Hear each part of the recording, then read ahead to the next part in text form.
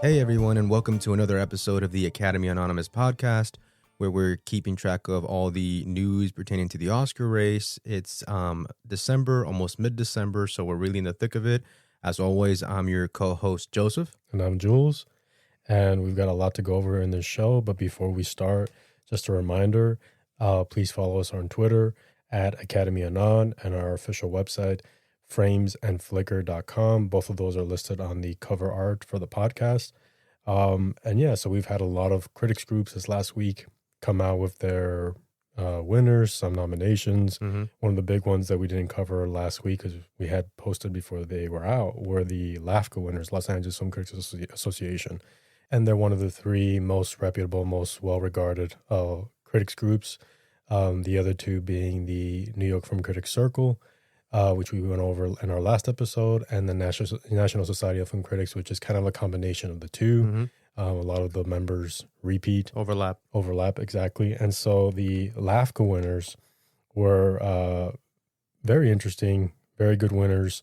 Obviously, One Battle After Another won Best Film, and obviously if you're keeping track of these precursors, it's won the majority of them, and we expect that to continue. Before this started, I think we had mentioned that we believe One Battle is sort of going to sweep throughout these critic groups and into the major precursor awards.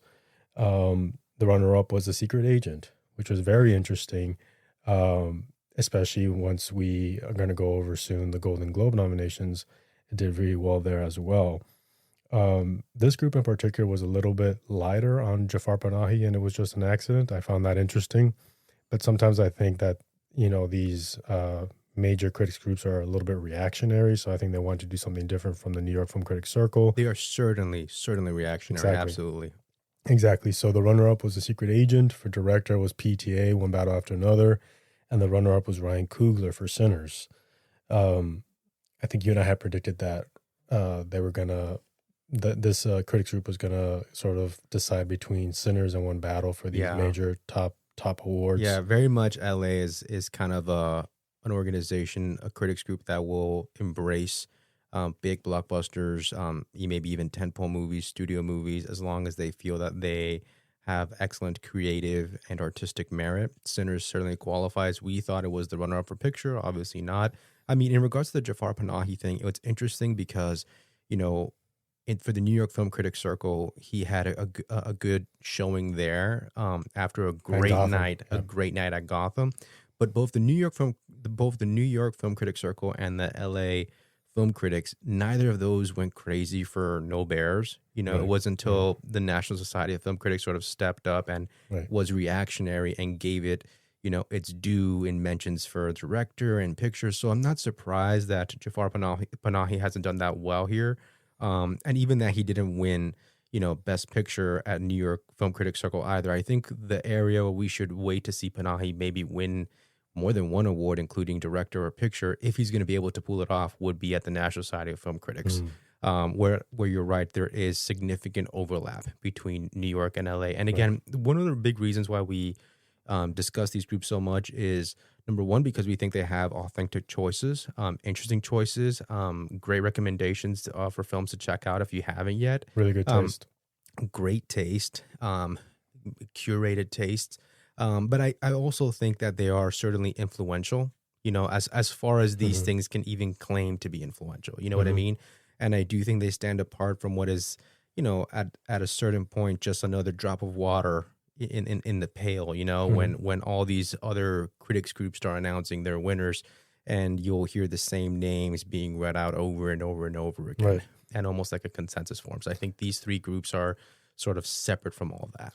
Well, I think that's very true, but I think that when the groups, these three, rally around a film, I think they're able to push it into the awards conversation and even get to the big prize and get an Academy Award nomination for Best Picture. We saw that with Drive My Car. It happened earlier on in 2009 with The Hurt Locker.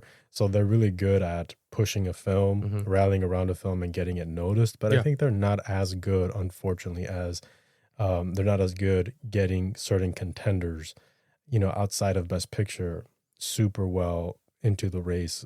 For example, I'm thinking about Marianne Jean-Baptiste, who last year won all Mm-hmm. three NYFCC, LAFCA, and National Society of Film Critics for Best Actress, and that still didn't materialize to a Best Actress nomination. Yeah, not So I unlike think Sally Hawkins and exactly Happy Go Sally Lucky Hawkins, as Happy well. Go Lucky, very unlucky Mike Lee. So I think that they have better luck when they rally around a film more than so, acting contenders, for example. Yeah, I think that's a solid point. I would almost wager also that one reason why it's difficult, like that's been a very particular thing for Mike Lee and Mike Lee's the performances in Mike Lee films, Sally Hawkins, Marianne Jean Baptiste. And I almost wonder if something that's missing there is just broader support from the UK block of voters, Hmm. which obviously I don't think subscribe to the New York Times or the Right. Los Angeles Times, where both these critics groups will print out their winners to in the same degree as US based voters Right. at the Academy. Right. But so it was interesting that you had said the Secret Agent thing because it had won those two awards at New York, and so now Secret Agent is the foreign film winner in New York and the actor winner in New York, and is actually the Best Picture runner-up at LA over something like Jafar Panahi's. Right. It was just an accident. I think that's incredibly interesting. Right. Especially once again we're going to get to it, the Golden Globes, we see more strength for that film. For best lead performance, they do a combination. It's not just best actress or best actor, and so they gave it to Rose Byrne for If I Had Legs I'd Kick You, and Ethan Hawke for Blue Moon, and the runners up were Timothy Chalamet for Mighty Supreme and Wagner Moore for The Secret Agent. On the note that we had just finished speaking about, you and I predicted, and so far I think we've predicted correctly, that Rose Byrne is going to be the critics' darling. She's going to win the majority of the Best Actress prizes. We certainly think that she's going to win all three of the top three. She needs to. Right. And so that's not a surprise to us, even though if you look on film Twitter, everyone is pretty shocked. But it just seemed to us like a very obvious, critics' darling Best Actress winner. I'm a little bit surprised. I think that I saw her win the NBR. I think they would do I thought that they might do something different, but obviously she's showing her strength, and she's certainly showing that the critics are really pushing for that nomination to happen. Obviously, she clearly deserves to be nominated. It's an incredible performance, one of the best of the year. They're also A24 people, which helps. Yeah. Exactly. And so that's not a surprise for us. I was actually a little bit more surprised by the Ethan Hawke win for Blue Moon. It was a bit surprising. You and I correctly predicted that it wouldn't be Timothée Chalamet, since I think he already won this award, I believe, for Call Me By Your Name, I think, if I'm not mistaken. I think he won the Best Actor award. Yes. So we didn't think that he was going to win this again. Ethan Hawke, though, I believe he won this same award for First Reformed. So they're not beyond, giving multiple wins to the same actor. And I think that's a very big get for Ethan Hawke, for Blue Moon. And interestingly enough, we thought Wagner Moore was going to be like the Rose Byrne and get all three. And so, he missed the LAFCA. I think part of that is reactionary because they gave the win so they couldn't repeat the same winners from NYFCC. So they had to choose either we're going to give it to Rose Byrne or we're going to give it to Wagner Moore. Yeah. And they chose Rose Byrne. And, if that choice was made thinking that Rose Byrne needs it more, it's because that's true. Rose Byrne does need it more. I 100% agree. And I also think on top of that, it's a little bit of the understanding of I can always put The Secret Agent as my runner-up for Best Picture or possibly Best Picture or in any other category versus Rose Byrne. She's kind of like carrying the load for any kind of recognition that you're going to give Mary Bronstein's film. Right. And, I think that you bring up a very good point. You brought up a very good point that the more prizes that Rose Byrne wins, the better it is for her campaign, obviously, but also the more egregious the snub. Right. So I think that the critics are right in trying to position this to be, such a glaring snub if it does get snubbed, because she needs that being the film's only thing. Right. And she can easily, do not be mistaken for 1 minute, she can easily get snubbed from the final 5 at the Oscars. This is not the kind of movie they tend to nominate. This is not the kind of movie that falls in their comfort zone. I think if voters saw the film, they would certainly be impressed by Rose Byrne's performance. Again, it's a great performance and certainly worthy of this recognition, but it's just not going to be their cup of tea. And as we've seen several times in the Academy, oftentimes it falls on, do they like your movie? Yeah. And this is not going to be an easy movie for them to love. This is very much the critics sort of pushing the issue and insisting that voters take the performance seriously and take the film seriously, and really trying to boost the film's chances and Rose Byrne's chances. But make no mistake about it, this is the kind of performance that can get everything, every critics award, Right. and get nominated for all the big televised events and still miss out. I think it's fascinating that you came up with that reference about Ethan Hawke just a minute ago, because no better example is there about that than Ethan Hawke when he had all the critics sort of backing him for First Reformed, and he's a former nominee. Right. He's a two-time former nominee. Right. And that film still got in for Paul Schrader's screenplay. Right. And so that's not like he wouldn't have been by himself. He would not have been by himself. And it's not like he's in a film from a writer that is unknown or and not well exposed with the Academy. And so even with all that, they still said, I can leave Ethan off for this performance. Exactly. You know what I mean? Exactly. And so, again, do not be surprised if she gets snubbed. Let's hope that doesn't happen. And the more wins that she has, the more tally, the more wins she has under her belt, the better off. Her campaign needs this, as you were saying. Like her campaign started on desperation mode. Right. And it's good to see that everyone has, gotten that note and is making the appropriate adjustment and pushing her for as many wins as she can get. Yeah, but also let's be clear. You and I are of the opinion, and again, we'll be posting about this, and if it happens, we called it here. You and I are of the opinion that Rose Byrne will miss the SAG. She will not be nominated for Best Actress at the SAG. It would be a big shocker and surprise to a lot of people because she's winning all these critics' groups, but that doesn't mean diddly squat for these SAG committees that are voting on the nominees. A lot of times what matters is that I like the movie. Yeah, this is the big hiccup for Rose Byrne, is not getting into that SAG. And also very likely not being nominated for the BAFTA either. Yes. So right now you're seeing the momentum. And you're seeing the Critics' Choice, whatever, and you're seeing the Golden Globe. But those were the ones that she stood the best opportunity to get. Right. The next two will be her biggest You're battles. about to see, I think, the resistance to the nomination. And I think, even Rose Byrne, with as many years as she has in the industry and having worked with as many people, she's going to suffer at the SAG with the SAG committee by virtue of a very limited cast. Yeah. Right. Where if you haven't seen the film yet, she's very much at the center of almost every single frame. Right. And that is going to bother, I think, some voters. Some voters are going to think it's amazing acting, and some voters are going to say, well, where are the other actors? Right. That it's almost like there's too much acting and there's too much Rose Byrne, and it's not what I would like my acting nominee to do. Right. And, I do think that, would I be completely shocked if she doesn't miss the SAG? Not really, because I do think at the end of the day, she is an actor that's worked with many other actors, and that she's very well liked, and her talents are respected and valued. So I won't be shocked if she doesn't miss it, but I'm fully expecting her to miss it. I guess maybe when you were speaking right now, I thought about someone like Demi Moore, who still got nominated for The Substance, even though, again, that's not really a SAG kind of movie, and obviously it was the only nomination The Substance even got. Margaret Qualley couldn't get in to the supporting actress 5 for a reason. But I don't know. I feel like, again, I guess just the undercurrent, the underlayer of The Substance maybe was a little bit more potent that helped Demi Moore get to the finish line there with that committee. I think so. Right, but this film doesn't have that. No. Even though, again, it's sort of exploration of motherhood and trauma and distress is very real and very well done. I still think it's a very uncomfortable sit. Yeah.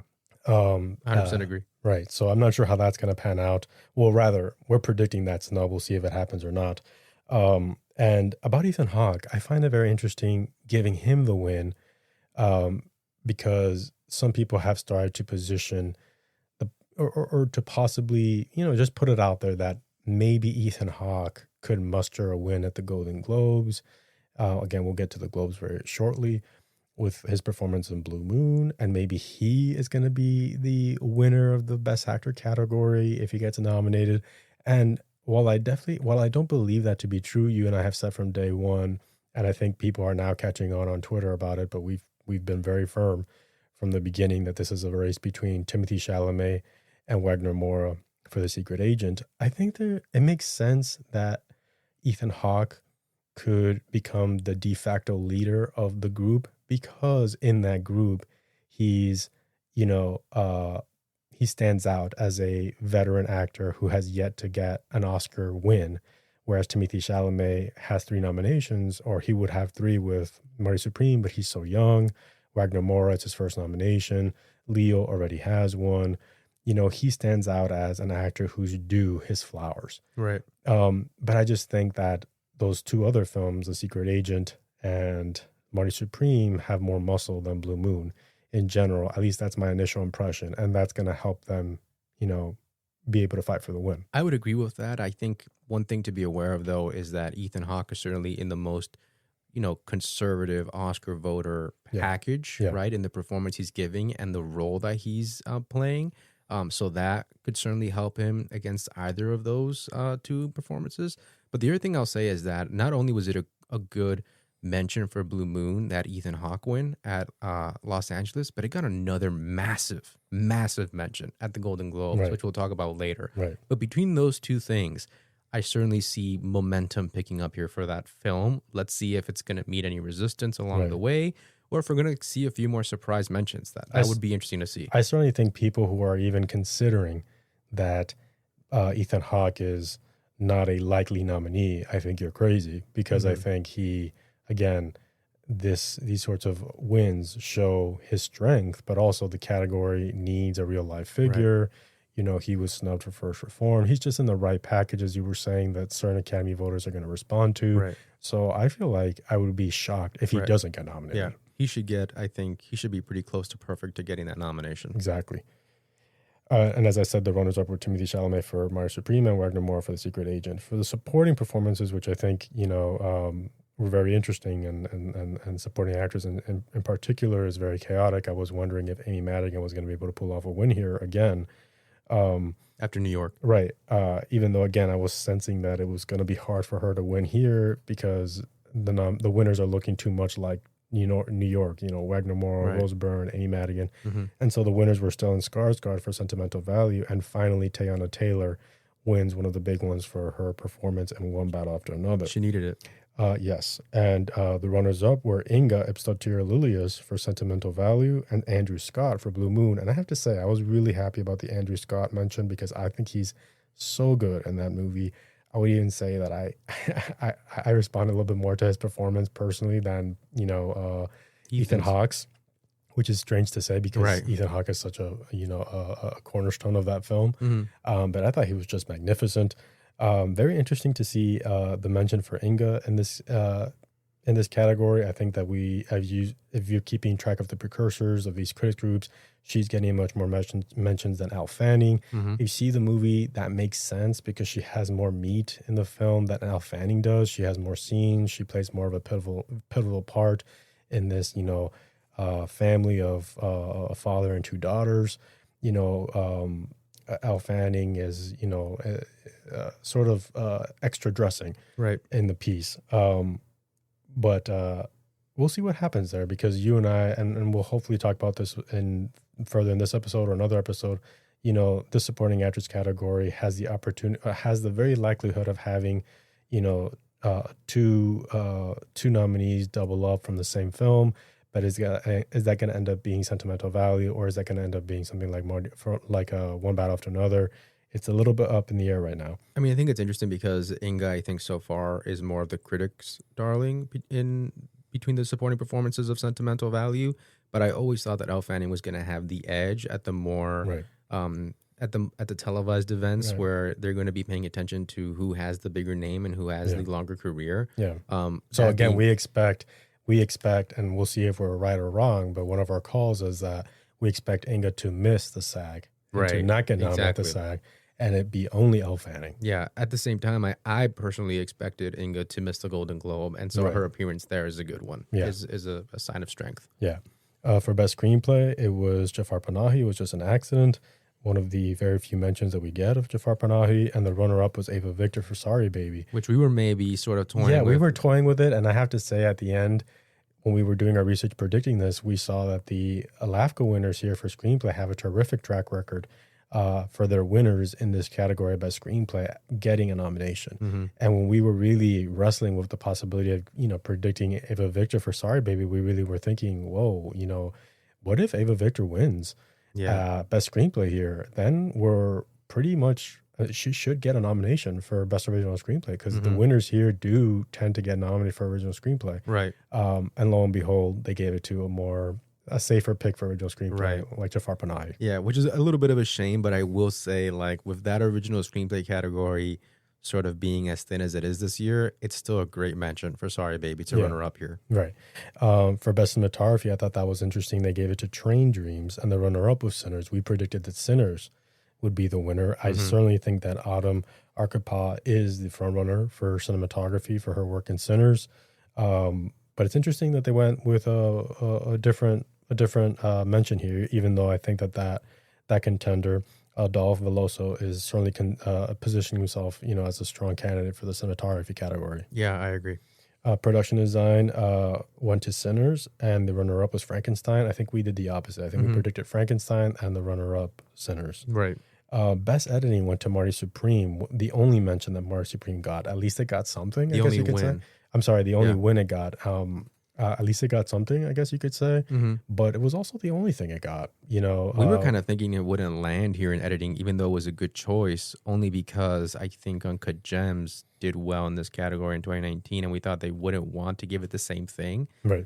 I wonder about that idea that it just won the same category. Yeah. It's a little bit of a dispassionate placement. That's the way it looks like to me. Yeah, I get what you're saying, and especially when we put it alongside what we're going to see soon in the Golden Globes, it kind of underperformed a little bit. Right. I mean, I think Marty Supreme was supposed to come out in the winter and just own, and I have not seen the owning from Marty Supreme yet. Right. And the runner-up for that category, Best Editing, was One Bite After Another.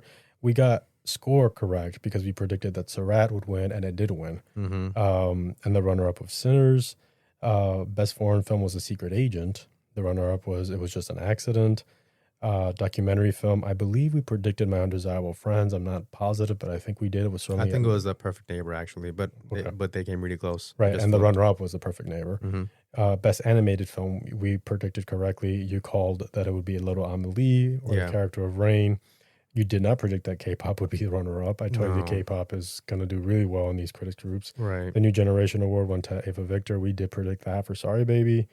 And it was cool to see the Douglas Edward Experimental Film Award, which is always they always have very interesting choices, go to Afternoons of Solitude and the work of Tom Anderson, which we've seen a few of his films as well. Philip Kaufman won the Career Achievement Award, which is amazing. Yes, absolutely. Okay, so I think that covers LA. Let's move on now to something else that was mentioned since the last time we spoke, and that was that the AFI came out with their top 10. Pretty on par with what people were predicting, I think. It was Avatar, Fire and Ash, Begonia, Frankenstein, Hamnet, Jay Kelly, Marty Supreme, One Bite After Another, Sinners, Train Dreams, and Wicked for Good. I think what most people were surprised by here was the strength of Train Dreams, that it continues to do well in these precursors or this phase one of the awards process, and also that they found room to include both Avatar and Wicked. Two films or two, franchises, I should say, that, certainly Wicked did not perform critically as well as the first one, by a wide margin. And Avatar, from what we've heard, the critics aren't completely out yet. Right. But we've heard that it's also, not as potent as the last two or as the first one. You and I weren't big fans of the second one at all. Right. And some people don't like this one. They like this one even less. Yeah, and this is why you got to be a fan of the New York Film Critics Circle and the Los Angeles Film Critics Association, because, there are some movies on here that are just not very good and are sort of middle of the road. Sorry Baby is better than a lot of these movies, and so is Blue Moon. I think some people were surprised to see Jay Kelly here. I think that was kind of a surprise too. It makes sense. It makes sense to see Jay Kelly, Wicked for Good, Avatar, Fire and Ash, even Begonia on here. It makes sense. That's what these things were built for. Right.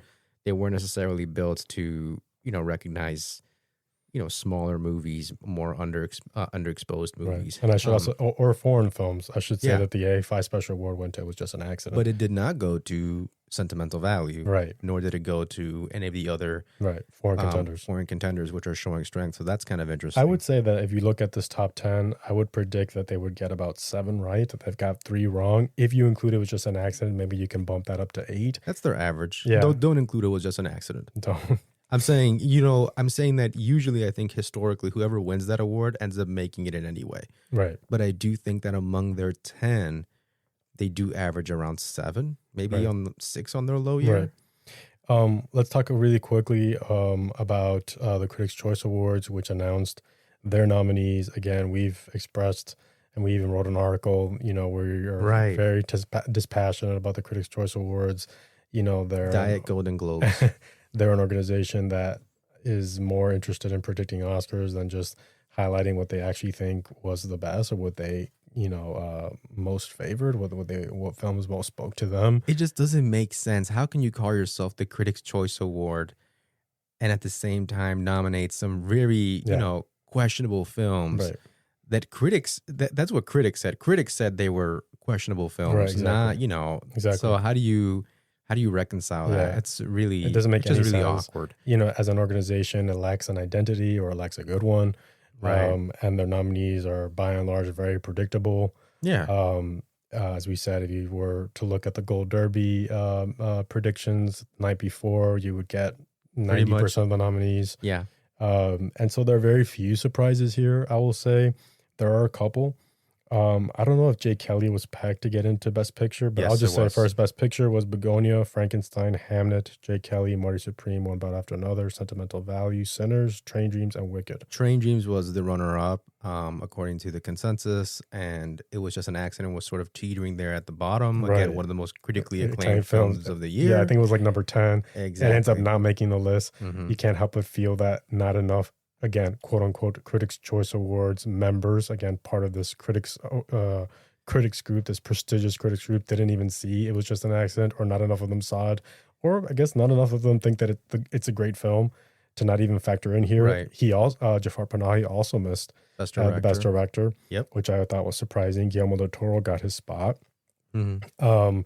Let's see. And Best Actor, I think it was the 6 that people were mostly predicting. Yeah. Timothy Chalamet, Leonardo DiCaprio, Joel Edgerton, Ethan Hawke, Michael B. Jordan, and Wagner Moura. Best Actress was actually one of the few big surprises, because I did not think that they were going to snub Cynthia Erivo for Wicked, even Right. though, again, as you and I have been saying, it's very apparent that Cynthia Erivo is a very weak player here. Wicked in general for Above the Line is a weak player, but there's no reason for the Academy that pays attention to how many nominations their actors are getting, especially an actor that has gotten already 2 nominations in the lead category. It makes and one of them being just last year for this same role. It makes a lot of sense that Cynthia Erivo will miss the Oscar nomination for Wicked for Good. I think some people haven't accepted yet that Ariana Grande is in a similar terrain. Because of awkward choices like this, like to keep Cynthia Erivo off this list and still manage to place the film in Best Picture Right. is incredibly awkward. Yeah. The same thing, to find room for Ariana Grande in supporting actress and sort of just say, screw Cynthia Erivo. It leaves a bad taste in the mouth. And Right. again, they're called the Critics' Choice Award. Right. Like you're not going to get a critic that doesn't say, despite the best effort from Cynthia Erivo, the film is no good. Right. Best Picture nominee, Cynthia Erivo gets nothing. Right, exactly. So I was surprised by that, I will say. And that Amanda Seyfried, who, if you've seen The Testament of Van Lee, it's, going to appeal to a very specific group of people. And I wouldn't picture the Critics' Choice Awards with their snubbing Jafar Panahi in Best Picture and Best Director to be those group of people that are going to respond to Right. The Testament of Van Lee. But I think that they see her as enough of a contender that they wanted to include her in the 6, an Oscar contender. They wanted to include her in the 6. So the nominees for Best Actors were Jessie Buckley, Rose Byrne, Chase Infinity, Renata Reinsve, Amanda Seyfried, and Emma Stone. The old Critics' Choice would have nominated 7 people. That's right. We have to make That's sure what they that would have done. yeah, we have to make sure we get at least the 5 Yeah. in these 6. Even if that means we nominate 10, we have to get the 5. There was a year, wasn't it? They nominated like 10 directors or something like that. I think they did, yeah. Oh, and people made a point to say that Wicked, not only missed actors, but it missed their best director winner from last year, which was John Chu. Yeah.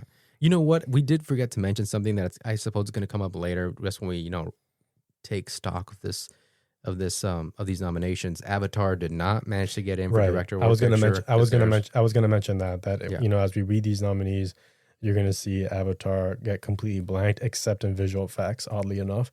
And that's because it didn't necessarily qualify, didn't make any of the shortlists. And so it had to depend on write-in votes. And clearly there weren't enough write-in votes for it to get into Best Picture or Production Design or anything except visual effects. There were enough write-in votes to put it in for visual effects. I mean, come on. I mean, weird, they call themselves the Critics' Choice Awards. All they have to do is really just change their name. If they change their name, one would be less critical about it. Right, exactly. Okay, so for Best Supporting Actor, obviously, I mean, if you've been paying attention to the race, this race has quickly solidified to 6 people, and those are the 6 that got nominated here. 6. And the 5 nominees for Best Supporting Actor will come from these 6.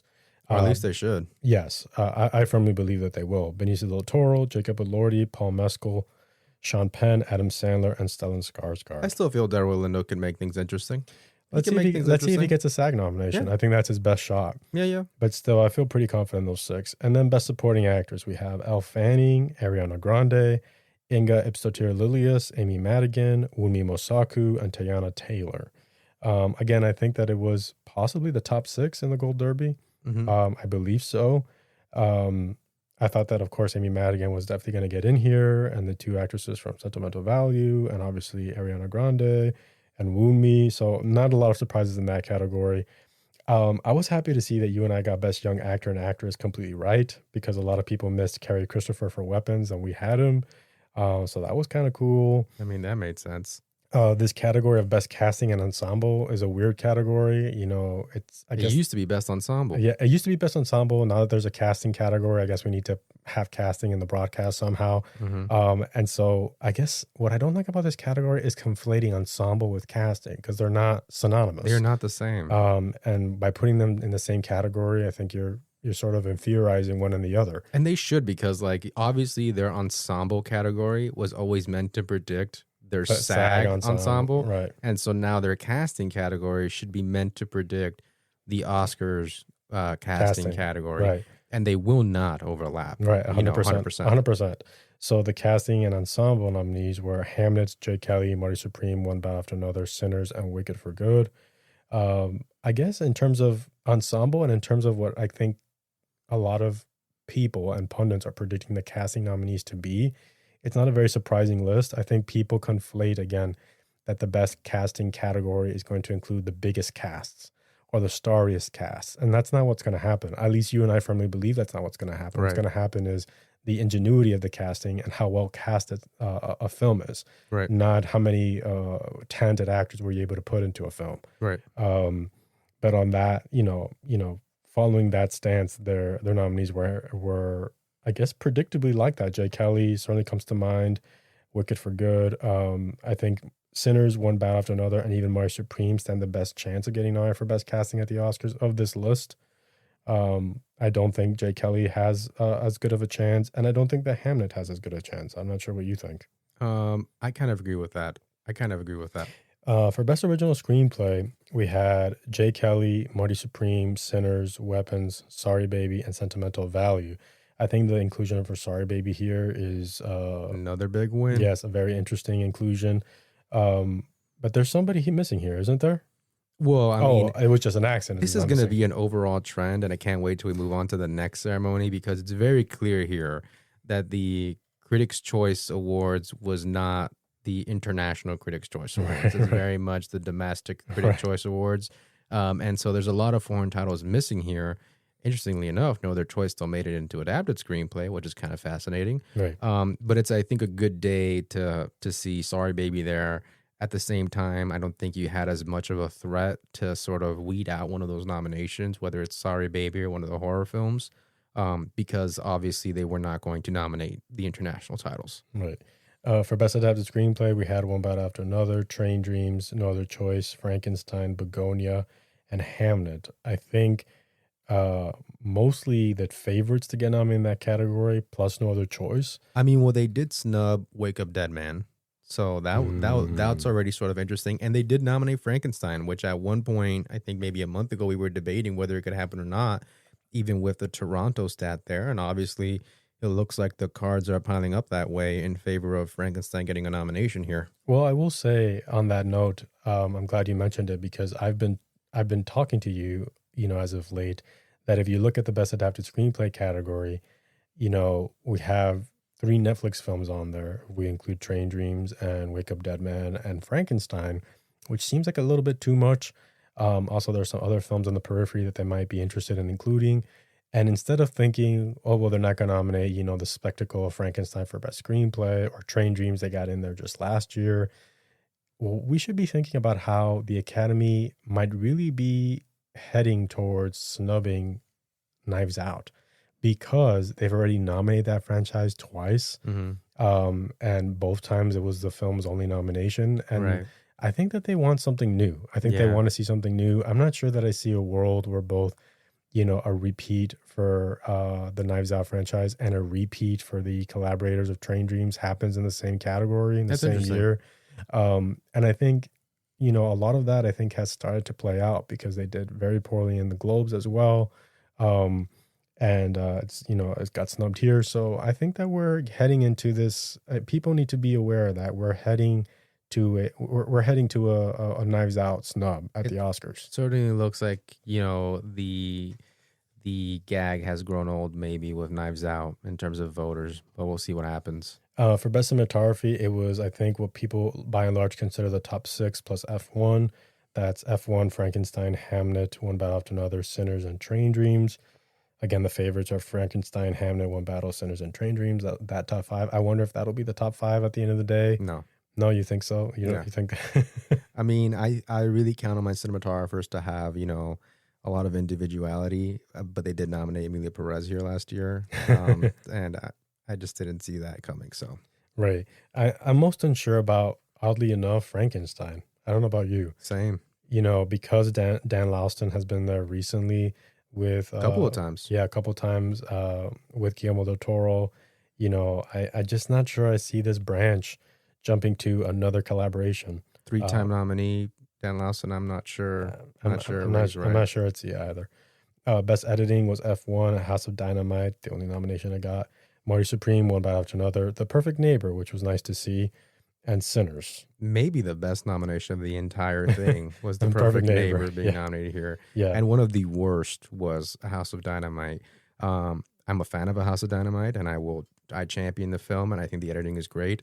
But it's absolutely ridiculous that it only got one nomination here, and it just happened to be the editing one, where, if you're trying to predict the Oscars, you kind of know you need a veteran here. Right. And you kind of are a little bit too chicken to put all your chips behind Stephen Mirion, the editor of F1. Right, exactly. For costume design, it was Frankenstein, Hamnet, Hedda, Kiss of the Spider Woman, Sinners, and Wicked for Good. I actually like this list. And what I find most interesting about it is that, if you look at the Gold Derby, top contenders for costume design, and certainly in the prediction page for the Critics' Choice Awards, a film like The Testament of Anne Lee was higher than some of these movies. And was snubbed here, and I think ultimately only got 2 nominations for Best Song and Best Actress. And I think this goes to what you and I were saying post seeing the film, a month and a half ago. You were of the opinion that, the film is so elaborate and so well done that you saw it placing in all these categories. And I told you, listen, it is elaborate. It is very well done. It's one of my favorite films of the year. And it's not coming close to anything like that. Right. I think you were saying like 6 nominations. I said, You're nuts. This is a 1 nomination tops for Best Actress. And I really feel like that's cementing here. I reserve the right to correct my initial impression after it comes out in 70 millimeter. And American viewers, the American movie-going public, gets an opportunity to watch and judge it. And until that happens, I still say 5 to 6 nominations. Well, I mean, you certainly can't argue that it's starting to look as if, none of these people were supposed to like it anyway. Right. Well, we'll see what happens there. But I will say I agree with you. I think, again, second best couple of pair nominations this year. At this award ceremony this year. Great to see Hedda here. Great to see Kiss the Spider-Woman here. Top, very good choices. Very, very good choices. For production design, we had the Fantastic Four: First Steps, Frankenstein, Hamnet, Marty Supreme, Sinners, and Wicked for Good. I think there's some Oscar favorites here in Sinners, Wicked, Marty Supreme, and Frankenstein. I'm still really unsure about Hamnet for this category for production design and also for costume design. Anything that you notice? I mean, again, obviously Avatar couldn't muster enough write-in votes. Could not get the write-in, even though obviously everyone who has not seen Avatar, obviously, I feel like these members filled out their ballot, and forgot about the write-in votes, and at the end of visual effects, it became apparent like, oh shit, I forgot to write in anything for Avatar, so I better do that here in visual effects. Which is kind of ridiculous because you understand that most of these people, the majority of what they see are popcorn movies, maybe because that's what people want to read about, and so you have to cover it. And so you should have seen enough popcorn to fill that category without Avatar. Again, have a little respect for Avatar and House of Dynamite. Just leave them off the list completely. I will say, I don't hate the mention for Fantastic Four here. I mean, some eye candy there. But I think this is mostly, this and Avatar is what the race has sort of come down to, I guess. For best score, we have F1, Frankenstein, Hamnet, Marty Supreme, One Battle After Another, and Sinners. I don't know if there's someone here that automatically pops out to me as missing. I don't know about you. I think F1 really wants to get in here. And I think, Hans Zimmer kind of got screwed from Dune Part 2 last year. Although his work was just as good in Blitz, and they said no also. So we'll see what happens. For best song, we had the Testament Van Lee, Clothed by the Sun. We had Drive from F1, the Ed Sheeran song. I think you like the other F1 song, the one that features Doja Cat. The Girl in the Bubble from Wicked for Good, Golden from K-Pop Demon Hunters, I Lied to You from Sinners, and Train Dreams from Train Dreams. Interesting to see Train Dreams here. I love seeing Train Dreams here. I think it's a beautiful song. We're huge fans of Nick Cave. Nick Cave's an artist. And Bryce Dessner. I actually think that I'm starting to really like the idea of Train Dreams getting nominated for Best Original Song. I think it's going to happen. Well, I mean, they got that surprise nomination for Sing Sing last year. I wasn't pegging that nomination to happen, and it did. So maybe they have fans in this branch. I certainly think that when we talked about it when we were looking at our predictions, this isn't going to be a year where any film doubles up in Best Song because there are enough contenders to have. There's too many. Five unique nominees. Yeah. I mean, obviously, I guess they didn't know that you could write in Diane Warren because I think they would have done it. That's it. Best hair and makeup, we had 28 Years Later, Frankenstein, Sinners, The Smashing Machine, Weapons, and Wicked for Good.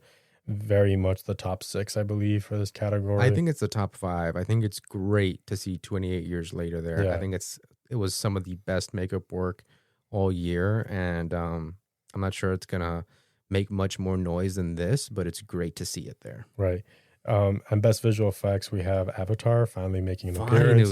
F1, which I think you very much don't believe in a visual effects nomination for F1. It's an awkward one. Frankenstein, Mission Impossible, The Final Reckoning, Sinners, and Superman.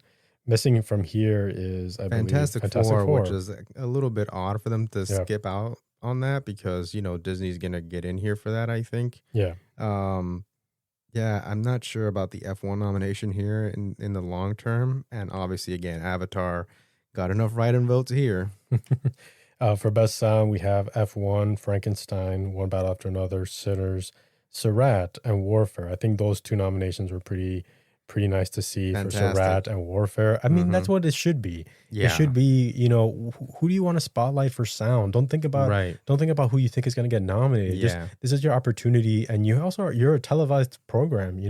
This is your opportunity to platform films and filmmakers that, really stood out to you that you Right. loved? Why would you try to predict the Oscars? I don't know. I really don't know. But again, it's great to see Surratt there. It's wonderful to see Warfare Sarad, there. which will not be getting a sound nomination. Well, you know what?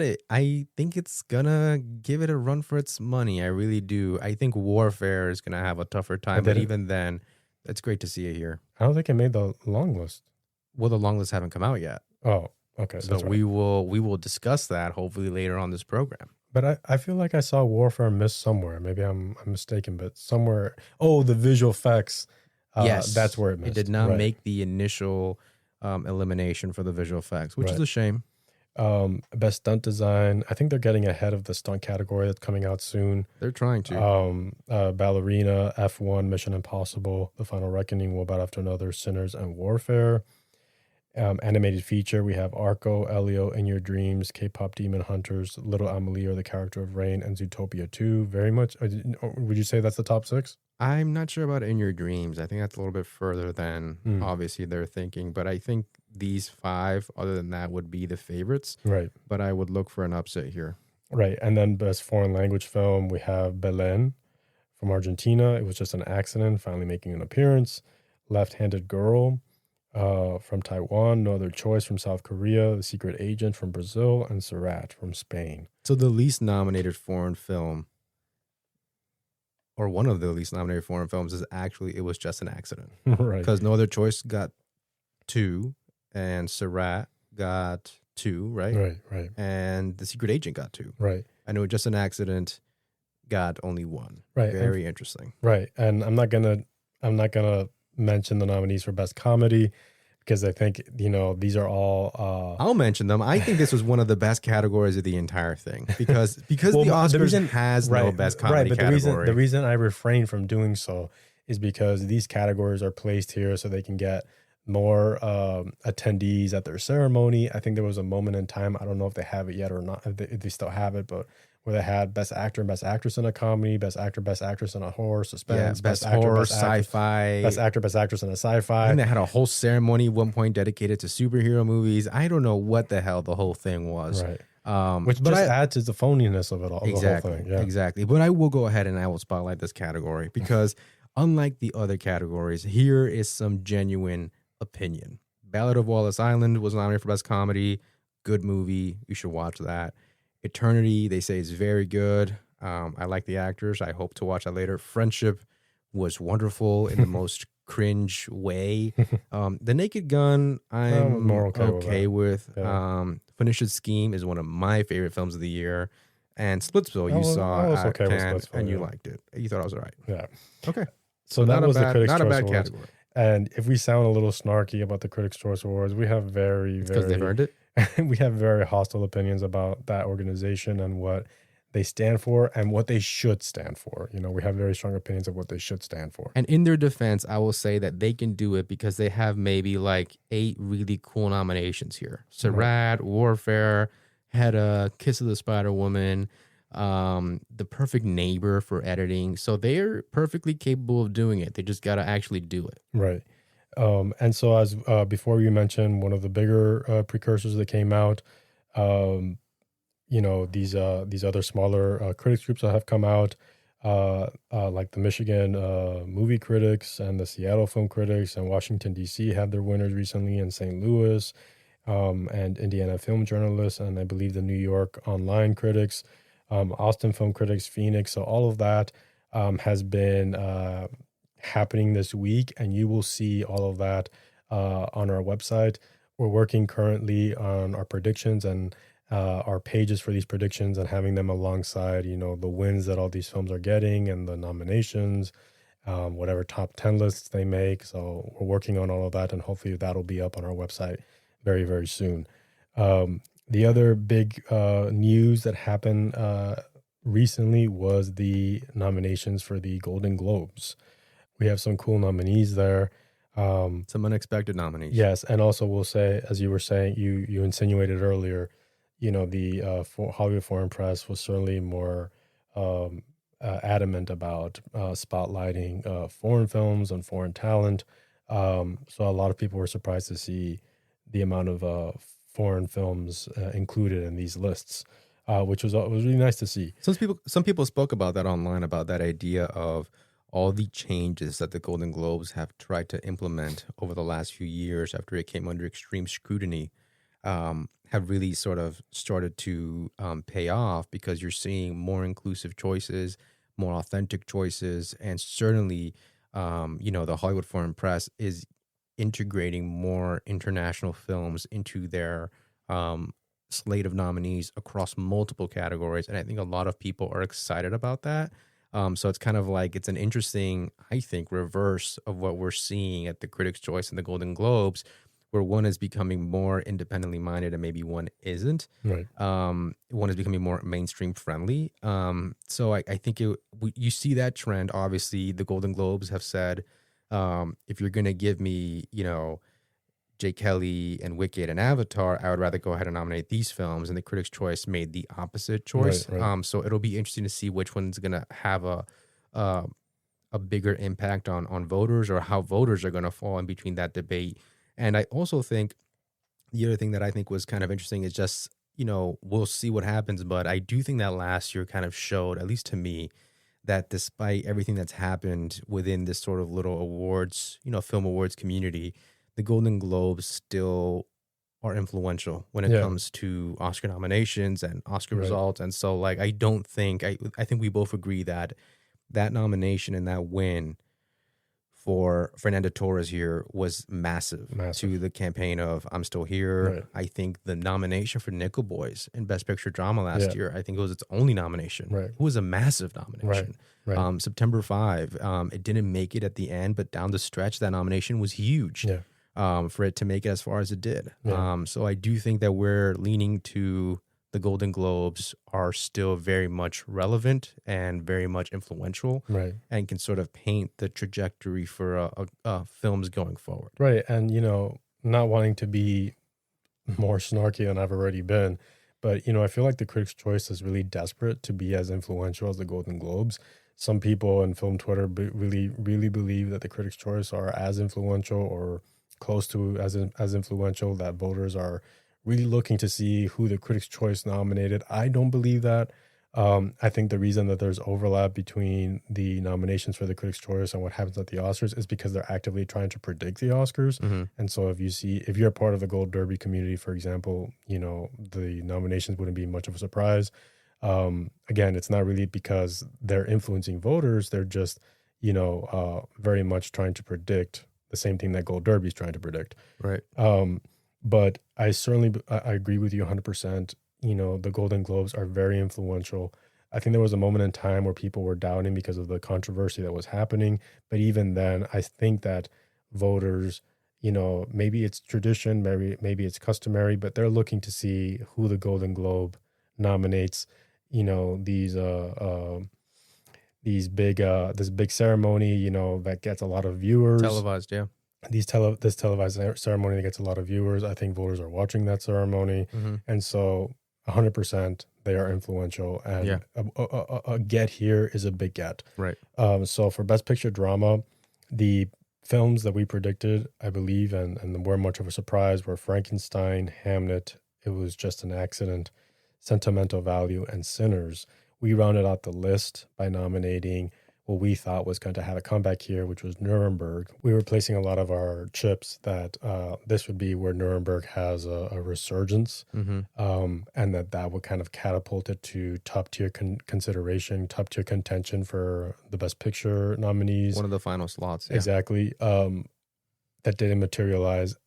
As we were getting closer and closer to the announcement, I was even thinking, we're wrong here. Nuremberg is going to get blanked.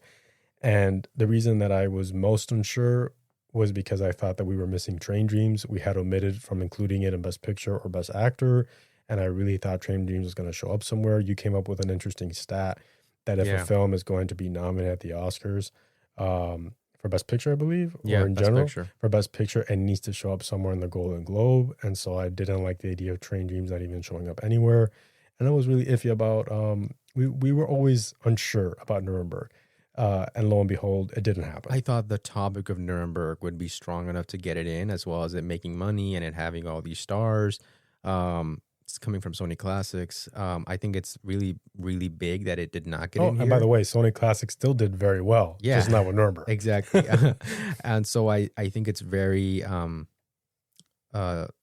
debilitating that it did not get in here. I think it's huge. It's a huge miss. Yeah, I think. But again, if the Golden Globes are going to champion these international titles, then they have to make a decision not to highlight these more sort of these English language American films that maybe just are a little bit below par. Right. And so I think you had to make a decision. The Golden Globes decided to go ahead and nominate The Secret Agent here, which we had not pegged, but makes absolute perfect sense. 100%. Especially if we think that Wagner Moura stands a terrific chance of winning the Best Actor category in the drama. Right, absolutely. And then, so at the end of the day, we still didn't see Train Dreams, which is, I always thought it was going to be too small of a film to crack this top 6 anyway. But I do think what we saw was yet another sign that The Secret Agent is a much stronger film than people think. Yes, 100%. I think that if you're sleeping on The Secret Agent getting into the Best Picture top 10 for the Oscars, wake up, because it has a serious shot of getting in. So half this lineup is an international film. It's a foreign film. Exactly. Okay. And it's a pretty good lineup also. And the half is, strictly speaking, Neon. So Neon owns half of this category. Right. This was one of the big snubs. It was the Best Picture comedy or musical. Yeah. It's actually a really good list. It is. But there are exactly. But there are 3 big omissions. And if you hear our last episode, they won't be totally surprising, because we foreshadowed that something was going to happen here in this Golden Globe announcement. We just, I guess, maybe didn't think it would be in Best Picture, but basically they nominated Blue Moon, which was a surprise, and we did not peg that. Bugonia, which is most people predicted. Mari Supreme. No Other Choice, which I think we refrained from choosing. Nouvelle Vague, which was a huge shock, and one bad after another. I want to say that the 3 films that were snubbed and were very much predicted by and large to get in here were Jay Kelly, which did not, and that felt like a total Golden Globes pick. Mm-hmm. Wake Up Dead Man did not get in here, and Wicked for Good did not get in here. And so, in particular, Wicked and Wake Up Dead Man, we had mentioned in our last episode that because those are continuations, those are franchises that have already been here, the trend at the Golden Globes is that we should see diminishing returns. Right. We should not see the films perform as well as it did the previous. Knives Out did better than Glass Onion, which should do better than Wake Up Dead Man. And lo and behold, it did. Yeah. Wicked Part 1 did better than Part 2. And again, that's following the trend. There should be diminishing returns. Right. I think you and I thought that diminishing returns might be possibly somewhere in the acting categories, possibly somewhere else, but it was an omission in the Best Picture comedy or musical. And that's a big omission, guys. Which is actually worse, I think, because some people online had been talking about how Wicked had still had this momentum from mentions at the Critics' Choice and the AFI and things like the NBR. But a miss at the Golden Globes is pretty significant. It's not a complete shutout like Wake Up Dead Man, which basically, nails its chances at ever getting a Best Picture nomination, but it certainly does diminish them, I think, just even more. Yeah, of course. And it's just, again, that idea that Wicked is struggling this far down, like this early in our discussions. I don't think it's certainly fighting strictly for a 9th or 10th spot, possibly even just 10th. And if there's enough passion for a movie like The Secret Agent, then you're going to be in deep trouble. Right. And also there's no musical in this category. Yeah. And we had 3 musicals this year. One of them didn't show up at all. Wicked still got, I believe 4 nominations, but it missed the big one. And The Testament of Van Lee could only get 1 nomination for Best Actress. And so I think it's a big red flag that a film as, it should have been a slam dunk in this category. It's a moneymaker. It should have been here. A slam dunk in this category. And the other one's a George Clooney movie. It should have been here too. So those are big red flags for those films. And Nouvelle Vague was such an inspired choice. I really didn't see that coming. I guess you can sort of predict the Blue Moon possibly because Ethan Hawke had such a good chance of getting nominated, but Nouvelle Vague. I mean, it's kind of weird because Nouvelle Vague didn't make the international film, but it's also weird because you have Richard Linklater in there twice, which is fantastic to see. Yeah. But yeah, I think that adds some momentum to Nouveau Vague, which is great. It adds a bunch more momentum to Blue Moon, like we had just talked about. And I definitely think it sucks up a little bit of the air in terms of Jay Kelly and Wicked, for example. You know, they're very much fighting for the final slots in Best Picture. Can they survive, you know, whatever enthusiasm starts to bubble up for a few movies? I mean, listen, no other choices there. And I think that is a very dangerous nomination. Again, just like The Secret Agent. It's great to see. And yeah, I the question is, where does the Academy fall? Are they going to be a little bit more, you know, nominating subpar movies that, you know, represent the Hollywood system, and that make money and that people are going to be maybe a little bit more familiar with, or are they going to go ahead and maybe do this same thing? And like I said, if these are, what is this? This is a top 12 for the Golden Globes Best Picture, because you have 6 and 6 between drama, comedy, musical. You know, can Neon get more than 2 movies into Best Picture? That's a serious, I think it's a serious conversation now. Yeah. So yeah, I think this is a very exciting list. I think it's another great get for Begonia, because obviously Begonia is enough, like Begonia is in the middle enough. It's critically acclaimed enough to still be on here, and familiar enough to not necessarily feel, you know, to feel like if you nominate it, people are going to understand, oh, well, that's the Emma Stone movie. Right. So I think Begonia is in a very good spot as well. Strong lineup. Very, very. This was probably the biggest, you know, the most surprising category. Yeah. We also pitched the Avatar Fire and Ash was gonna, you know, not do well here. Only make song. Well. Yeah. And I believe it did make song. Yeah, I think it's the only thing we pitched it for. Right. Very, very interesting, and I think very telling of where we're headed for the Academy Award nominations. It'll be really, really fascinating to see if this trend holds up.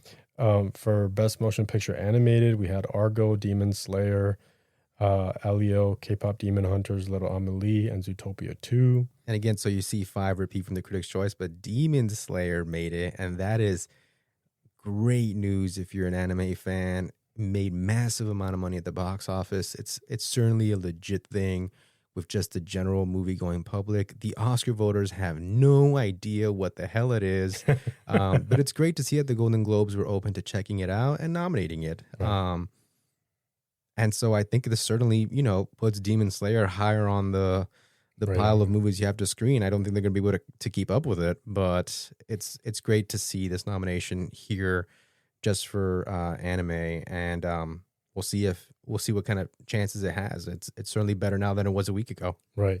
For Best Foreign Language Film, we have It Was Just an Accident, No Other Choice, The Secret Agent, Sentimental Value, Surratt, and The Voice of Henry Job. I think it was... So we get the Neon 5. Right. We're calling it the Neon 5. We finally see an appearance from The Voice of Henry Job. Which is pretty important because it was not doing well so far. But this was arguably one of the places it had to do well, because they know that, you know, Brad Pitt and Plan B and Rooney Mara and Joaquin Phoenix are supporting this movie. So they have to take the bait on that if Oscar voters are going to take the bait on that. Surratt made it in, and so you have 4 Best Picture nominees also in the foreign language film, international film category. Right. Okay. For Best Actor in a Drama, we correctly predicted Dwayne Johnson for The Smashing Machine, Michael B. Jordan for Sinners, Wagner Moore for The Secret Agent, and Jeremy Allen White for Springsteen.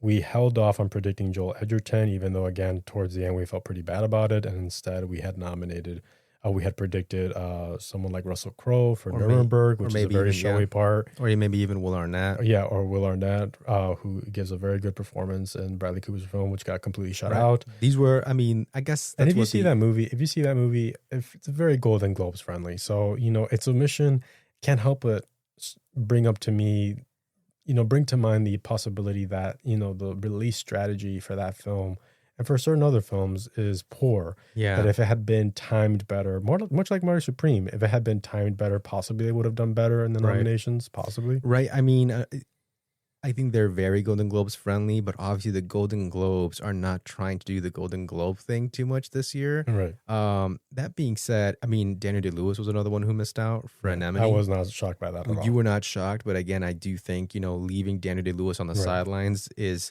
not something that they normally do. Right. That being said, I mean, Russell Crowe in Nuremberg is something they would definitely nominate. That's another in one. The past life. We thought it was going to be, we thought it was going to be Russell and Nuremberg in picture. Obviously, Nuremberg got nothing. But what's kind of interesting here is that all these guys were sort of in the periphery and they end up missing out. But they don't really miss out to like a very passionate vote getter, right? It's not like whatever the actor from Surratt got in. It's Oscar Isaac for Frankenstein. No, that was a shock. I was absolutely shocked by that. But I have to say, it's one of those mentions where like it makes perfect sense that it would get in. Yeah, it does make perfect sense. And sort of, they definitely saw the movie. They like Oscar Isaac. Let's go ahead and nominate him. Right. But like, I don't think he has. Yeah, we have 6 spots anyway. I don't think he has much of a shot at being nominated more than for anything further than this. But I think it does sort of point out what you're saying. Like, yeah, between all those choices, I just liked Frankenstein that much more. Yeah. So I'll nominate Oscar Isaac here. Right. For Best Actress in a Drama, a few surprises here as well, which maybe we shouldn't have been so surprising. The ones that weren't surprising were Jessie Buckley, Renata Reinsve, Tessa Thompson. Yeah, we thought Tessa would get in here. Yeah. Thank God. I will say that I was very surprised by Jennifer Lawrence making this list, even though I think she was in the predicted 6 for Gold Derby. She was at the edge. She was at the very edge of those predictions. I think most people thought, well, they love Jennifer Lawrence. And you know what? They do love Jennifer Lawrence. They freaking do love Jennifer Lawrence. But this is a nomination that's very much worthy of recognition. She should trade in a bunch of her other nominations for this one. No, she's absolutely wonderful in this film. I'm so glad to see her get something. I'd love to see her get more than this. And this film in particular, like this film. This is a very non-Globes film. This is a very like, if you're ever going to nominate Nuremberg, you're not going to nominate this film, right? So very un-Globes friendly. Globes of the past. Still great to see her here. Ava Victor getting an eye for Sorry Baby makes sense because they like to highlight up and coming talent. You had said that, but I didn't know that Sorry Baby was going drama. Right? What? That made no sense to me. But I mean, listen. It's one of the absolute best nominations from the entire list. Right. It's great to see her here. And then there was someone who most people were predicting, but we thought that was not going to happen because I thought the film was just too weak. But that was Julia Roberts for After the Hunt, which I will say this was the Globes resorting back to the past Globes. Yeah, this was very Golden Globes of you, Golden Globes. The only nomination for After the Hunt, and I think that Julia Roberts gets this nomination mostly because she's Julia Roberts. And those are the top 6. Come on, Golden Globes. Come on. For Best Actor in a motion picture, musical, or comedy, we had the obvious ones. Actually, we got a few right here. Timothée Chalamet, George Clooney, Leo DiCaprio, Ethan Hawke, and Lee Byung-hun were the ones that we got right. Unfortunately, Tonya Tew missed here. We thought that, again, the Globes, tend to favor spotlighting upcoming talent. It seemed up their alley. It didn't materialize. And Jesse Plemons got an eye for Begonia after just having been nominated last year. Yeah, he did get a double nomination. We thought maybe Emma Stone as the solo. Right. But no, it's great to see Jesse Plemons there. Jesse Plemons is one of my favorite performances of the year, 100%. I love seeing Lee Byung-hun there. I don't think anyone's making a big enough deal as far as I've been able to sort of decipher. It's a huge win for an Asian actor in this category. Huge win for a foreign language performances category. I think it's not since the 60s that we've seen this. I couldn't be happier that he's on this list. I think he's a dark horse to win. I think the only fat on this list is really George Clooney. I think if we had replaced George Clooney with Tonya Tew, this is again like the Julia Roberts thing. Like, this would be a banger list. Yeah. Can you imagine this list without George Clooney and put in Tonya Tew? I mean, I guess we had to invite Julia Roberts and George Clooney, I guess. But I mean, it's very Golden Globes of them. This was a mostly great list. For Best Actress in a Motion Picture, Comedy, or Musical, I think we got this 100% right. It was Rose Byrne for If I Had Legs I'd Kick You, Cynthia Erivo for Wicked, Redeems Herself, Kate Hudson for Song Sung Blue, the only nomination for Song Sung Blue. That's right. No, Hugh Jackman. Yeah, and I think we correctly predicted that. We left out Hugh Jackman as well. Chase Infinity for One Battle After Another, who continues to do well. Amanda Seyfried for The Testament of Anne Lee. We saw that coming. And Emma Stone for Begonia. I think those were the 6 favorites. I was worried about Rose Byrne for a minute, but I'm so happy she's here. I will say that seeing how the race is shaping up, expect this to be a battle between Rose Byrne for If I Had Legs I'd Kick You for being the critics' favorite and Amanda Seyfried for The Testament of Anne Lee. Do not be surprised. I'd say right now that Amanda edges out Rose Byrne in this category. Real figure. Yes. And it's very interesting to see those two women, those two contenders battle each other, because I think it is up to them for the win. Because they're also, two vulnerable candidates in this Best Actress race. And both stand to possibly be the only nominations for their films if they do get nominated for Best Actress. Right now, we're pegging that they both will. But would we be shocked if Amanda Seyfried doesn't get nominated and The Testament of Anne Lee gets completely blanked? If you've seen the film, you wouldn't be shocked either. And Rose Byrne, as we just said, can easily miss the top 5 as well. We've floated a theory, and obviously we'll share it with everyone once we get closer to the deadline.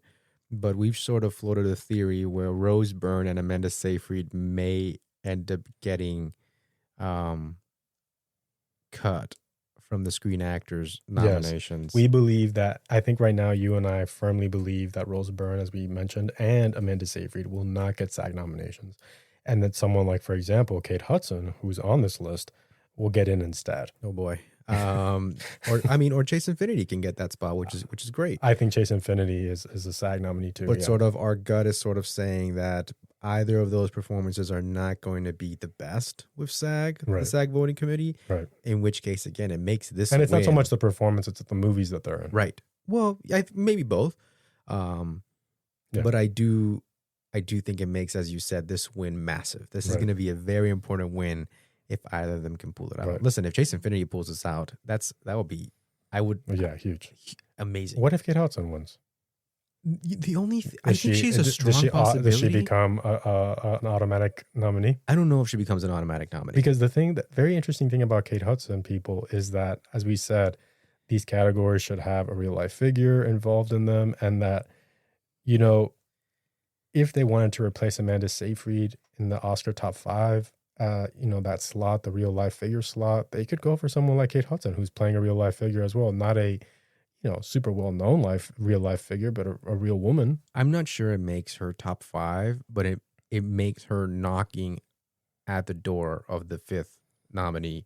I think the only thing that hurts is Kate Hudson won for Almost Famous. Right. Can she really get 2 Golden Globes? Right. That seems a bit much. We'll see what happens. But I think if she does win that, then she's very much biting on the heels of whoever is 5th. And right now, I'm afraid that's Rose Byrne. Right.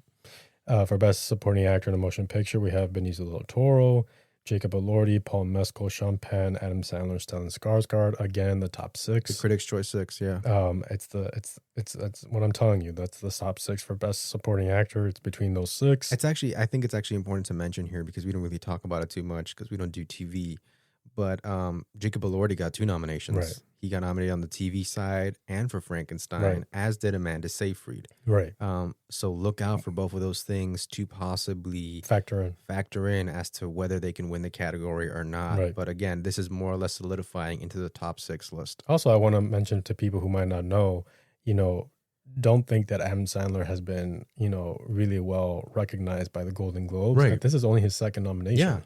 For a film, yeah. For a film. So that's very surprising. Right. He did not get nominated for Uncut Gems. Right. If anything, I think he may have trouble getting nominated for a SAG because he just got nominated for Hustle. Yeah. For Best Supporting Actress in a Motion Picture, we have the ones that were obvious to us were Elle Fanning, Ariana Grande, Amy Madigan, and Teyana Taylor. We did not think that Inga would get nominated. I didn't think she had the name. And they tend, there are very few foreign performances that have gotten nominated here. She just became one of them. And then a big surprise in Emily Blunt getting nominated for The Smashing Machine. It does make sense because she's a pair with Dwayne Johnson, so it makes sense that they would both get in. I'm very surprised that Gwyneth Paltrow did not land a nomination here for Marty Supreme. That seemed like a very Globes thing for them to do. Obviously not enough.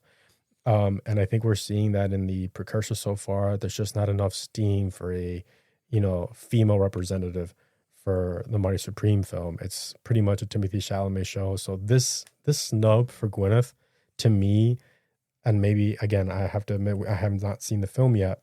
This snub, though, to me, affirms that Gwyneth does not have enough here to get a nomination, especially the hill that she has to climb, being that she's sort of taken an acting break, and that it always felt weird for her to get her second nomination after her Oscar win for Shakespeare in Love, after an Oscar break where she's been focusing on her brand a bit more. It just doesn't seem like the kind of thing the Academy does. Like, oh, we haven't seen you in a while, here's an Oscar nomination.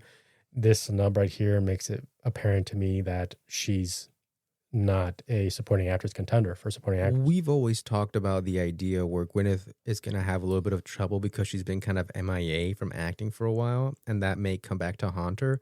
But Odessa has great ink for this movie. Yes. And she's yet to sort of become a factor in the race. She's gotten a few precursor mentions, but nothing like significant. Right. So I will say that to me, what I'm seeing, and I think this is an overall trend of Marty Supreme, is sort of a timing miscalculation. So it seems like all these movies, The Secret Agent, Sentimental Value, It Was Just an Accident, One Battle, they're in the very early midst of their peak. They're not going to peak yet. They're going to peak, at the end of December, early January, maybe mid-January. But they're slowly ascending to what is going to be a peak. And it just feels to me, from the way I'm seeing it, Marty Supreme has barely launched. Marty Supreme should have gotten more nominations here, even if it's for Odessa, even if it's for the director, Gwyneth Paltrow. It only has one more nomination. We'll mention it for screenplay, but 3 nominations. It didn't get an Iron for score, for example. No. So 3 nominations. That's not where a movie that is as well received, and I would imagine as appealing as that film is. Again, the front runner for Best Actor. That's not where it should be. Right. And so there is a timing miscalculation here from A24, and their only hope they have of catching up is having a great debut over Christmas, and it just being box office fodder, and all the fans of Timothy Chalamet and of the Safdie brothers coming out and supporting it over that weekend, over that 1 or 2 weeks. Because right now, you would not think that it is, as well received as a movie as it is based on what it's getting at. I also want to mention that you had floated, we've been talking about, I don't know if you mentioned in the podcast, that Marty Supreme might be positioning itself in a similar vein to The Brutalist and getting possibly double-digit nominations. They do really well in the Best Director category at the Oscars, et cetera, et cetera. And when you see this kind of performance and you put it alongside how well The Brutalist did at the Golden Globes last year, you can't help but feel like Marty Supreme is not going to reach that level. They're off track right now. They're not on track to meet the success they had nomination-wise, possibly even win-wise, right? That they had with The Brutalist, right? Which won here, I believe, Best Picture. Yeah, but also most of those A24 directors that got nominated here. So like the only hope it looks like they're going to be able to get is the Lenny Abrahamson hope, which is he got in at the very end, and maybe Josh could do that. But he should have been in this list for Best Director. And the fact that he's not over Guillermo del Toro just kind of tells you that right now, while all those films are peaking, Guillermo del Toro's film is probably a very solid 5th movie. Right. To the film, to the voters who don't want to put 2 foreign films in for Best Director or 2 foreign films into their top 5. Right. Well, since we were talking a lot about Best Director, we're moving there in a minute. I'll just say that for Best Supporting Actress, again, Emily Blunt was a big surprise, and we've contemplated how this supporting actress category at the Oscars is missing as we were saying with Amanda Seyfried, a real life figure. Mm-hmm. She is someone who's, she's playing a real life figure. Right. We just don't believe that she can make it at the end by herself. She'd have to get in with Dwayne Johnson, and the actor category is very competitive, especially for a film that underperformed, and what is, going to be some bias possibly being held against Dwayne Johnson, this being the first kind of film where they're seeing him in a different light. But her mention here, I think, gives a lot of gives more momentum to her candidacy. Because again, she is the only real life figure here. That's what I think won out. By the way, like for example, Woonmi isn't on here, Regina's not on here, Jennifer Lopez isn't on here, none of the Marty girls. I ultimately feel like the big thing that won out here is it'd be great to have somebody real, and if the Academy feels that way, then they may not have too many more options beyond Right. Emily Blunt. Right. At one point back in September, when Emily Blunt had shifted into the supporting category. I thought she was going to win. Because exactly, she seemed like the early winner. Why? Because she's got a full career. She's not. It's not her first nomination. It's a supporting category, so she doesn't need that huge of a movie or that huge of a performance. It's not like what she would need to carry her in the lead race. She has her co-star there. So I wonder if just how perfect that package is, and certainly in context to these other individuals here. I mean, right now we're sort of pegging the win maybe to be between Amy Madigan and Tiana Taylor. Yeah. Right. And on ink, on paper, Emily Blunt is better than both of those. Yeah. You mean the Oscar one? In terms of the Oscar win. Yeah. She's better than both of those. She's a better option. She makes more sense. She makes more sense. I even wonder if there's a world where we need that veteran spot in the Best Supporting Actress category. And right now feels like Amy Madigan is a very strong contender for that slot. Is there a world where they don't want to nominate Weapons for an acting award and Amy Madigan, exactly, her role is just not enough, and they say, well, no, my veteran spot is actually Emily Blunt for the Smashing Machine? That's exactly what I want to say. And again, we're not outside the realm of possibility where Emily Blunt could pick up a win in this category. I don't think it does not go without say.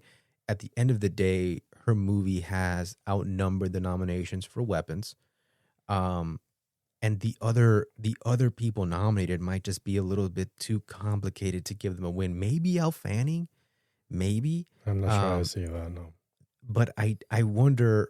Like I said, it's not, in my opinion, outside of the realm of possibility to see Emily Blunt and Dwayne Johnson get a bigger resurgence here when the winners are announced. Right. And I do think it's really interesting that Emily Blunt was the one who was able to get that spot, that she's the real person, and that on paper back in September, it made perfect sense for her to win this. And so like in the midst of maybe not having that many great people to sort of conveniently fit into the things that you traditionally like to nominate, is her being a veteran actor as a real person going to be enough? Right. And like we said, this is a chaotic category. I think this was a little bit of a blow to the Gwyneth Paltrow campaign, to the Jennifer Lopez campaign. This was a category that seemed like it would be ripe for their inclusion.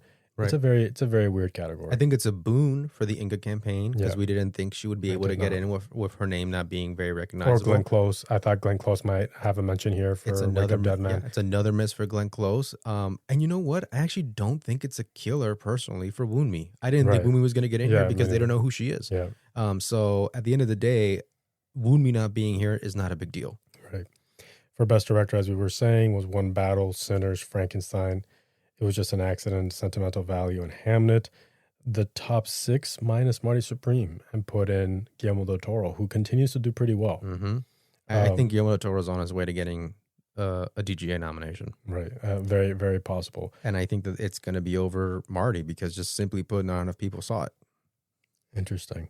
I would think that would be over someone like Joachim Trier. I'm not sure. For Sentimental Value. Actually, they can actually keep off both foreign language films and put in both. That could happen. Right. Best Screenplay, we have One Bite After Another, Marty Supreme, Sinners, It Was Just an Accident, Sentimental Value, and Hamnet. I actually think it was very important that Sinners got on here because you and I have flirted with the idea that Sinners might not make it to the original screenplay category because it's very spectacle driven and they tend to go elsewhere, think Mad Max, think Gravity. Right. They tend to think Avatar, they tend to miss the screenplay categories, but it's mentioned here, I think solidifies that it's a stronger screenplay candidate than I think we give it credit for. I agree. And that possibly if the writers have to choose between nominating in the original screenplay category Sinners or Weapons, they would choose Sinners. Because it's a more established Best Picture movie. Right.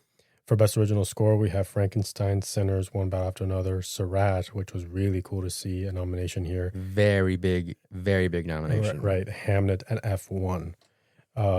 As you were saying, maybe Surratt has enough to muster its way into one of these categories. I don't think so, but it would be really cool if it did happen. For Best Original Song, we have Avatar, Fire and Ash, Dream as One, which we predicted. The Girl in the Bubble, which we predicted as well. Golden as well. I Lied to You from Sinners as well. No Place Like Home from Wicked. So both Wicked songs got on. That's an overkill. It's a bit of an overkill, but I will say, in a way, as we were saying, and Train Dreams for Nick Cave and Bryce Dressner for Train Dreams. I will say it might not seem like there were diminishing returns because Wicked still managed 4 nominations. Yeah. No, 5 if you include I'm not, and I don't. Cinematic and Box Office Achievement. I don't. But the big one, which was Best Picture, it still missed. Right. So I still feel like it's diminishing returns. Right. And then finally, Cinematic and Box Office Achievement. That's not a real thing. That's just not a real thing. Avatar, F1, K-pop, Mission Impossible, Sinners, Weapons, Wicked, and Zootopia. Wicked for Good and Zootopia. Obviously, Wicked Part 1 won this award. Who do you think is going to win this? Avatar? K-pop? I hope it's K-pop. I hope it's K-pop. Right. Again, a weird category to be including here. I certainly think it diminishes, the ceremony a few pegs. They don't care. What do I mean, they could always give Sinners Cinematic and Box Office Achievement as a way of Best Picture. Exactly, as a way of giving sentimental value Best Picture. Right. Or I think that actually the winner of this category is going to be Hamnet, Best Picture Drama. Maybe. I think at the end of the day, the tally was One Battle with 9, and I will say no one talks about it enough. But as far as I could tell, One Battle After Another scored pretty much the most acting nominations that a film has recently scored at the Golden Globes between leading and supporting. And so that's 5 nominations. Leo, Benicio again, finally, Sean, Tiana Taylor, and Chase Infinity in lead. So that's 5. And that ties Chicago. When Chicago got 5 actors in, they couldn't get the same 5 into the Oscars. But I think it's pretty important. I think it also ties Nashville. Yeah. Nashville got 5 performances in, not including like back in the 70s, they were doing these special categories like young actor or most promising performer and things like that. So excluding that, 5 nominations is pretty big. We talk about, can One Battle After Another score the same amount of acting nominations as The Godfather Part 2, as Network, as Bonnie and Clyde? Well, it certainly did at the Golden Globes. Right. All 3 of those movies did not get more than 2 or 3 nominations at the Golden Globes. Right. But I'll go further, and I will say that the way that I'm seeing the race pan out, and as we're seeing, One Battle clean up, I think it's going to clean up at the precursors as well, the televised precursors. I think it's by and large going to be the Best Picture winner, the Best Director winner, the Best Screenplay winner. I think it's going to be a film that's going to rank alongside, the famous 14s. It's going to get 14 nominations at the Academy Awards. Oscars. And that a big reason for it landing those 14 nominations again, which would put it alongside, Titanic, Ben-Hur, what else? La La Land. Was All About Eve also one of those? I'm not sure. I think it was. Alongside those iconic films, which is going to be very revelatory and very foreshadowing of its dominance at the Oscar ceremony. I think in large part, One Battle will be able to do that because it will get 6 nominations in the acting categories, which will be a record breaker. Right. And we'll see if that pans out, but that's my big prediction. It's going to break records, and all 6 are going to get nominated. The surprise being Regina Hall for One Battle After Another in the supporting actress category. And that's how I'm seeing it pan out. Yeah. I'm seeing a record breaker here. That's what it looks like right now. We'll Right. see if anything changes in the next few weeks. Okay, and that brings us to the next part, next segment of this episode, which is going to be all about the shortlists, which are coming out next week. And we'll be looking at the categories that are going to be having a shortlist and what our predictions are for those categories. Correct? Right, exactly. So let's start going through these and mentioning a few things you should expect to happen. Let's start with visual effects. I think there's certainly a few films that are the favorite here, so they should certainly make it into the shortlist. And again, these shortlists, they vary in number and visual effects. You'll get 10 movies listed. They already cut down the amount of movies to be considered. They had 20, and so now that list of 20 will be reduced to 10. And so you have some favorites here. Avatar, Fire and Ash should certainly make it in. So should Superman. The new Superman should make it in as well. Yeah. Fantastic Four should make it in. All those are pretty predictable. So a movie that everyone had pegged to get in here was Wicked for Good. But I've seen some, pushback against that recently. So I don't know if it's a sure thing. But not even the shortlist? It better be on here. It better be on here is all I'm going to say. Or else I think it's in dire trouble. So right now I think it's still a solid bet for a shortlist. But if it does not get on here, it's certainly a red flag, right? I think after that, I think there's always been a discussion about that fifth spot. Some people like to peg that to be Sinners. I think we're a little bit standoffish on that theory because of, a complicated history between Best Picture nominees and visual effects nominees. But I do think that Sinners should make it on here. Black Panther made this short list. Wakanda Forever. Wakanda Forever actually got a nomination. So it not only made the top 10, which are essentially the semifinalists, but actually got a nomination. But even something like Black Panther, which got snubbed here, again, with its Best Picture nomination, it got snubbed here in visual effects. It still made the semifinalists. It was still a top 10 movie in this category after the short list. So I still think Sinners should be on here. Another Best Picture movie that I think should be here at the end is Frankenstein, actually. And it's kind of weird because Guillermo del Toro actually, funnily enough, doesn't hit here very often. Strangely enough. But Shape of Water did make this shortlist, even though, again, it got snubbed from the final five. Again, a Best Picture winner. But Pacific Rim was also shortlisted here. So I do expect to see Frankenstein here.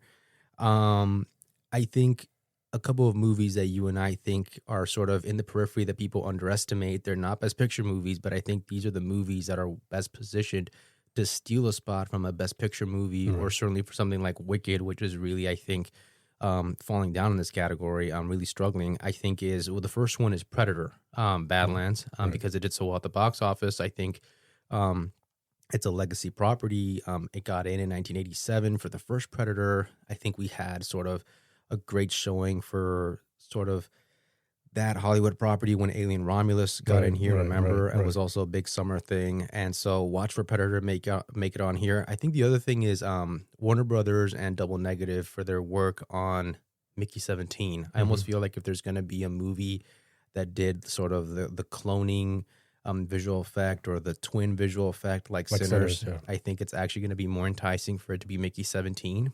There's more visual effects work, I think, more integrated into it. Again, it's a sci-fi film, and so they have, creature design and background, and I think that it's just going to be something that appeals to them more in the fact that there's just an immense amount of visual effects work in the entire film. So watch for those to make it in. I think, for example, Jurassic World Rebirth, which I heard was terrible. I haven't seen, but the Jurassic World movies, they've all been able to get here, all the Chris Pratt ones. Right. And so you would expect this to make the top 10. It made enough money to make the top 10. So I would expect it to be here. And then that last spot is really tough because the other films are just not very good in terms of visual effects. I mean, if they want to include something that is a little bit more supporting visual effects, they could end up choosing something like The Lost Bus, F1.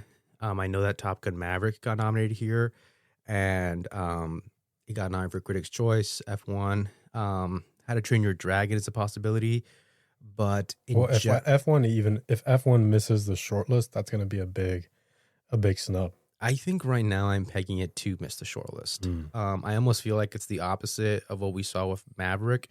There just aren't enough, I think, visual effects to complement the imagery. And so I almost feel like F1 might have a better shot in cinematography and miss out in visual effects this time, the same way that Maverick got in for visual effects but missed out on cinematography last time. That said, I think most people are thinking that F1 is going to be a top 5 movie, and so they're certainly pegging it to be a top 10 movie. I'm just not sure that I agree. Mission Impossible, I'm not sure that the effects are that impressive this time around. They don't have that same sort of ending sequence with the train that they did in Dead Reckoning. How to Train Your Dragon, again, it's going to suffer from the fact that, in general, those sort of animation to live action movies have not done well here, whether it's like Aladdin or The Little Mermaid or Beauty and the Beast. I mean, the only time you really see it happen is for The Jungle Book and The Lion King. And I think that those had, to their benefit, they were mostly, visual effects. You had one real character, I think, or one real life actor in The Jungle Book. And I think was it in Jon Favreau's first Lion King? I think they said they had one shot that was shot on camera and the rest was visual effects. And so I don't think How to Train Your Dragon is going to make it here either. Lilo and Stitch, I think, is very much just that one aspect that's a visual effect. Minecraft is one of the most critically derided films of the year, so I don't know if they're going to be able to nominate it. The Running Man, I think, didn't do too well at the box office, and I remember Last Night in Soho didn't make the shortlist after making the initial 20. You have Thunderbolts and Captain America there, but I think we're well represented in terms of the superhero movies. Tron Ares maybe calls attention a little bit, but that property, unlike Predator, has never been nominated for visual effects. And so, considering all of that, I think the only movie we have left to go to is another critically derided movie. It's The Electric State from Netflix, which is possibly the worst movie on this list. The Russo brothers directed it. It has a bunch of visual effects. It even has the visual effects supervisor, Matthew Butler, has been nominated a couple of times, including for Ready Player One, which this film seems to like piggyback off of immensely. So I would think that that's what we're going to see. We're going to see Avatar: Fire and Ash, Superman, The Fantastic Four: First Steps, Sinners, Frankenstein, Wicked for Good, Mickey 17, Predator, Jurassic World Rebirth, and The Electric State. I think that's what we're going to see in visual effects. Yeah, that sounds very, very plausible. I think that sounds like a 10 that I can definitely see. I mean, and again, so I think the most notable thing being that F1 would miss that. That would be a big snub. Right. Okay, now let's move on to our predictions for the shortlist for sound design. I mean, well, I think everyone can agree that these 6 films, it feels like the 5 are going to come out of these 6 and that these 6 are very much safe. If one of them does not make it in, I think it would be a big red flag. This is another category where we're in for 10 spots on the shortlist. And so we agree, and most people do, that the 6 contenders that are really vying for the nomination here are Avatar: Fire and Ash, Sinners, One Battle After Another, F1, Wicked for Good, and Frankenstein. And so that leaves only 4 open spots.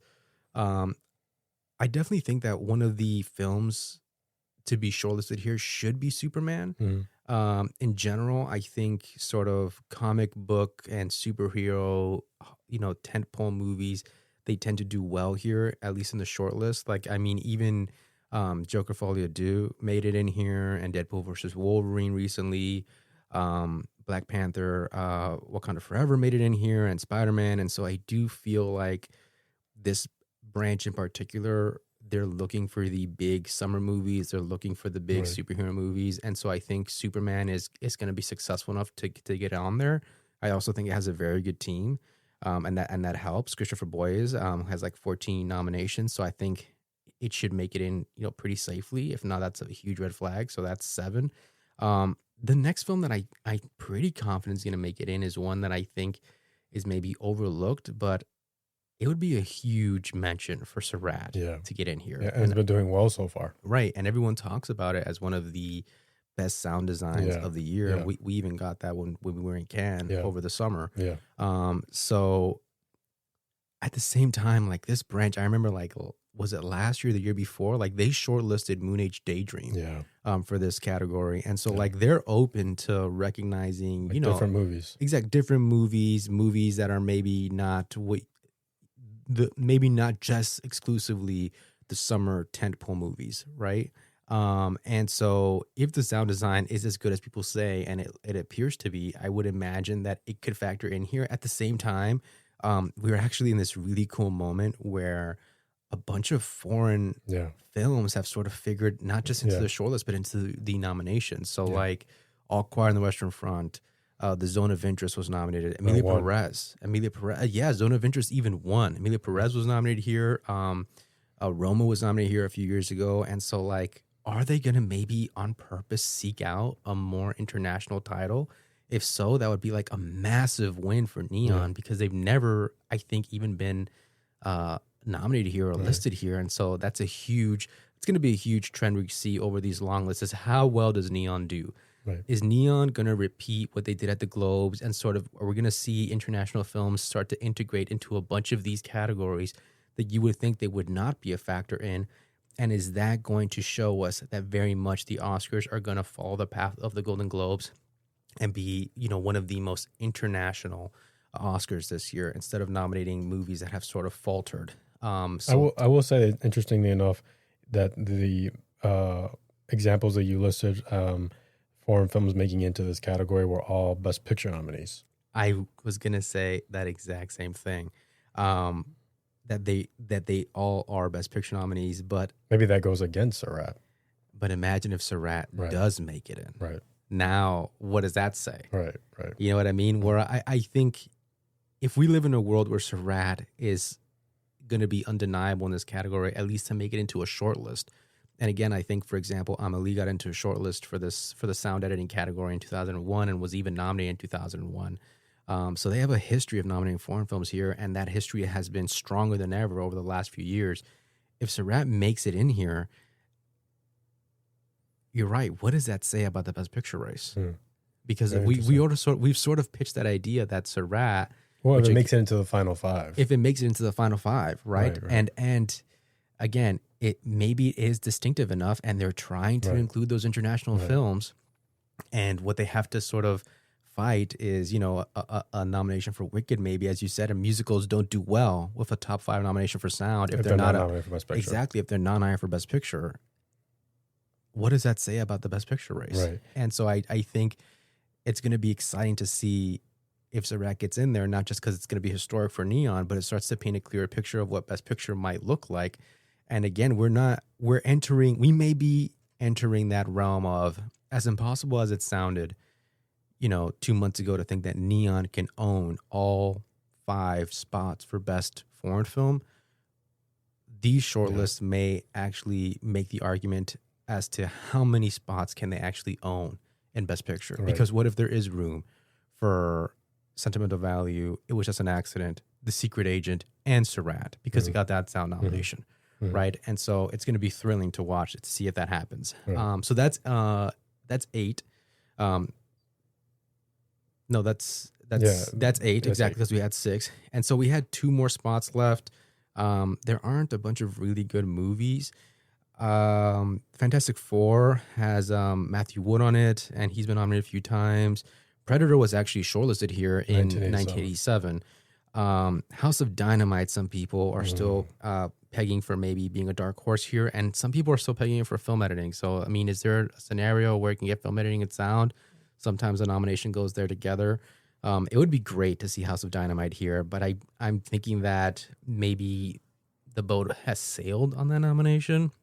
Marty Supreme actually has the legendary Skip Levsey on it, who has 8 nominations, but they all came from either Coen brothers. or the Coen brothers. So at one point, you and I were pegging Hin Rajab maybe for a mention here. And again, I wouldn't sleep on Hin Rajab. If Hin Rajab got in here, that would also be massive. That would be great. Because it is the same Oscar-nominated sound designer from All Quiet on the Western Front, and it's very much like, I think they're actually using the actual exactly.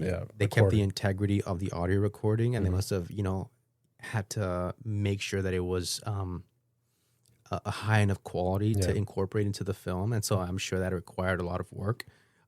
But so it would be a really interesting shortlist to see if it gets mentioned there. But I think at the end of the day, the easiest people to sort of side with were Deliver Me from Nowhere, because they do tend to like these musician films on here, right? These musician biopics, and the team is good. Paul Massey was even here for Bohemian Rhapsody. And last year for A Complete Unknown. Oh yeah, even A Complete Unknown. Maybe that's what they're going to hold against. Mm-hmm. But having seen the film, don't you also think like they're really messing with, like, because Springsteen recorded the track in his little solitary room. They have to really manipulate it. And so at one point there's a lot of, you can tell a sound team is having a lot of fun with how they're trying to recreate that sound and the journey to try to recreate that sound. So I think that'll still show up here. It should, and it'd be great if it did. And then I think The Lost Bus technically sort of fits the profile of a film that they could spotlight here. I think of something like Deepwater Horizon. I think that's sort of based on history, based on a true story, something that does appeal to them, and also something a little bit more contemporary and modern day. And they also love his films. And they also do love Paul Greengrass films. Yeah, you're absolutely right. And so I do think maybe we'll see The Lost Bus here. That'll be 2 Apple movies between that and F1. And at the same time, maybe The Lost Bus is a dark horse for visual effects because of the more contemporary effects, more supporting effects. But I do think that if there was any category where The Lost Bus could maybe hope to factor into, it would be here. Right. So our predictions for this category are Avatar, Fire and Ash, Sinners, One Battle After Another, F1, Wicked for Good, Frankenstein, Superman, Surratt, Deliver Me from Nowhere, and The Lost Bus. Okay, and moving on to our predictions for the shortlist for original score.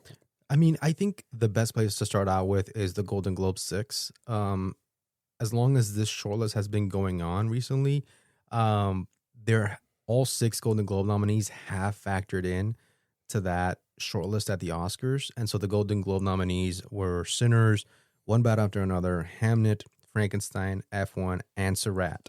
And so they should all make it in. So they should all make it in. What's kind of interesting is that original score, for some reason, has a short list of 20 movies, which is an insane amount of movies. But also at the same time, because there are so many open spots, it's also one of the most inclusive shortlists for the Oscars. Like, you're going to find a lot of different types of music, some international titles, including Surratt, for example. They're going to try to include Black filmmakers, female filmmakers, to try to sort of support those films. They'll include documentaries, they'll include animated films. So it's kind of like a really fun category, because in the top 20 shortlist, you're going to get a really eclectic mix. And so some of the other movies that I think should factor in, I think a big movie to miss the Golden Globes was Mari Supreme. You and I have talked about that whole idea about the anachronism. Is it going to affect the movie or not? I think we're expecting it to be here, right? So Mari Supreme should be on there. I think Bugoni is going to do well here. I think he was nominated for Poor Things, so he should get in here. I think Hedda is going to get in, which would be really great. She's a female composer. Hildur, Oscar winner, really, for Joker. But Nia DaCosta, female filmmaker, she's making the film. But they also sort of shortlisted her film Candyman, which was incredible. So expect to see her here. I hope to see her here. Nicholas Bertel has had a lot of success. So I think we're both expecting Jay Kelly. Jay Kelly should be here. Avatar, Fire and Ash, I think, should show up here too. Disney does really well in this category. Disney does like 1 or 2 nominees at minimum. I think usually more on the 2 side, but I don't know if this year they might be a little bit light, but I think Avatar, Fire and Ash should get in here. Wicked for Good somehow got that nomination last year, which was really massive for any sort of musical film. I know that it's still sort of a sequel, and it's, still on the coattails of that first one, but with that sort of historic nomination, I would be shocked if it doesn't show up here. I think it needs to show up here, and so I'm still pegging it to show up here. If it doesn't, again, it's another red flag. Fantastic Four has a lot of fans. Michael Right. Giacchino, Okay.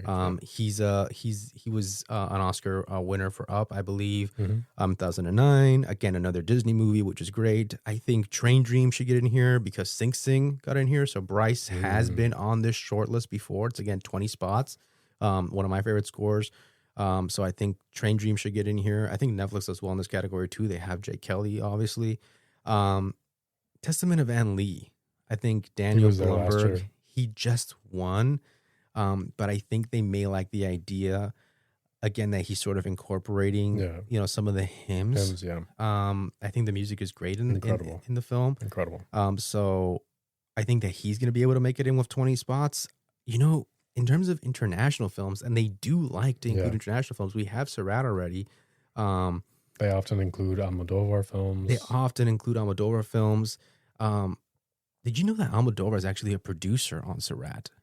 Yes, I think I knew that. Yes. That's got to be a great person to have, in your corner. 100%. But in terms of foreign films, like I would not be shocked to see an inclusion here for no other choice. Because having seen the movie, you and I kind of know that the film integrates the score that's informed by, a specific element in the story, a specific sort of character in the story. And I think it does it to really successfully. So I would expect that to show up. Highest to lowest, they've been really responsive to Spike Lee films. And this one is very score forward. I know some people don't like that, but we liked it. And then that's only like 3 spots left. Let's see. Pixar usually does well here, but Elio has really struggled. We're kind of low on animation. I think Zootopia 2. It's Michael Giacchino again. We have him there for Fantastic Four. Arco has a great score, and I would not be surprised to sort of see it show up. I think you even liked sort of an original song that it's in contention for. Yeah. And I would love to see a mention for the music for 28 Years Later, which I thought was fantastic from Young Fathers. But I'm afraid that it's a little too vocal, even though they have recognized horror films in the shortlist before, like Candyman, as I said, Nope, Us. So that'd be great to see, but I doubt it. Same thing with Weapons. Would be cool to see Weapons here because the director is actually part of the scoring team. So that would be a huge boon and huge to its Best Picture hopes. But I think at the end, they're going to favor more of the established composers. So look for House of Dynamite to get in, the composer from Conclave, who got nominated last year, and he won for All Quiet on the Western Front. Reznor and Ross to get in for Tron Ares. And then finally, I think Rental Family. They haven't recognized this composer before.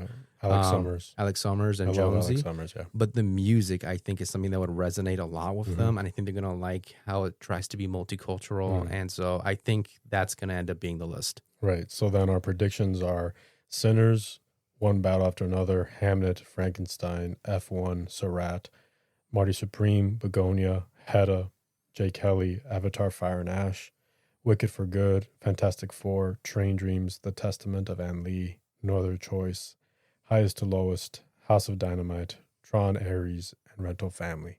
Our predictions for the original score shortlist. Yeah. Okay, moving to the Best Original Song, our predictions for the Best Original Song shortlist. They are going to narrow the eligible songs to 15, which is different from score. And, looking over the contenders, there's a lot of easy ones to think that are going to make this list, which makes the available spots minimal. And so the easy ones to figure into these top 15 are the 2 songs from F1 should make it in, Drive and Lose My Mind. The 2 songs from Wicked should make it in, Girl in the Bubble and No Place Like Home. That's 4 spots already. The Diane Warren song should make it in from her documentary, Diane Warren Relentless, Dear Me. She's royalty in this category. Right. So who's never won?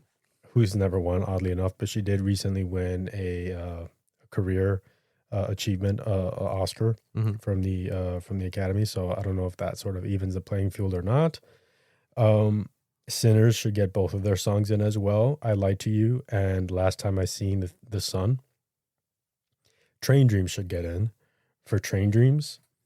So let's say that and Golden from K-pop, obviously, which I think is a favorite, in my opinion, to win this category.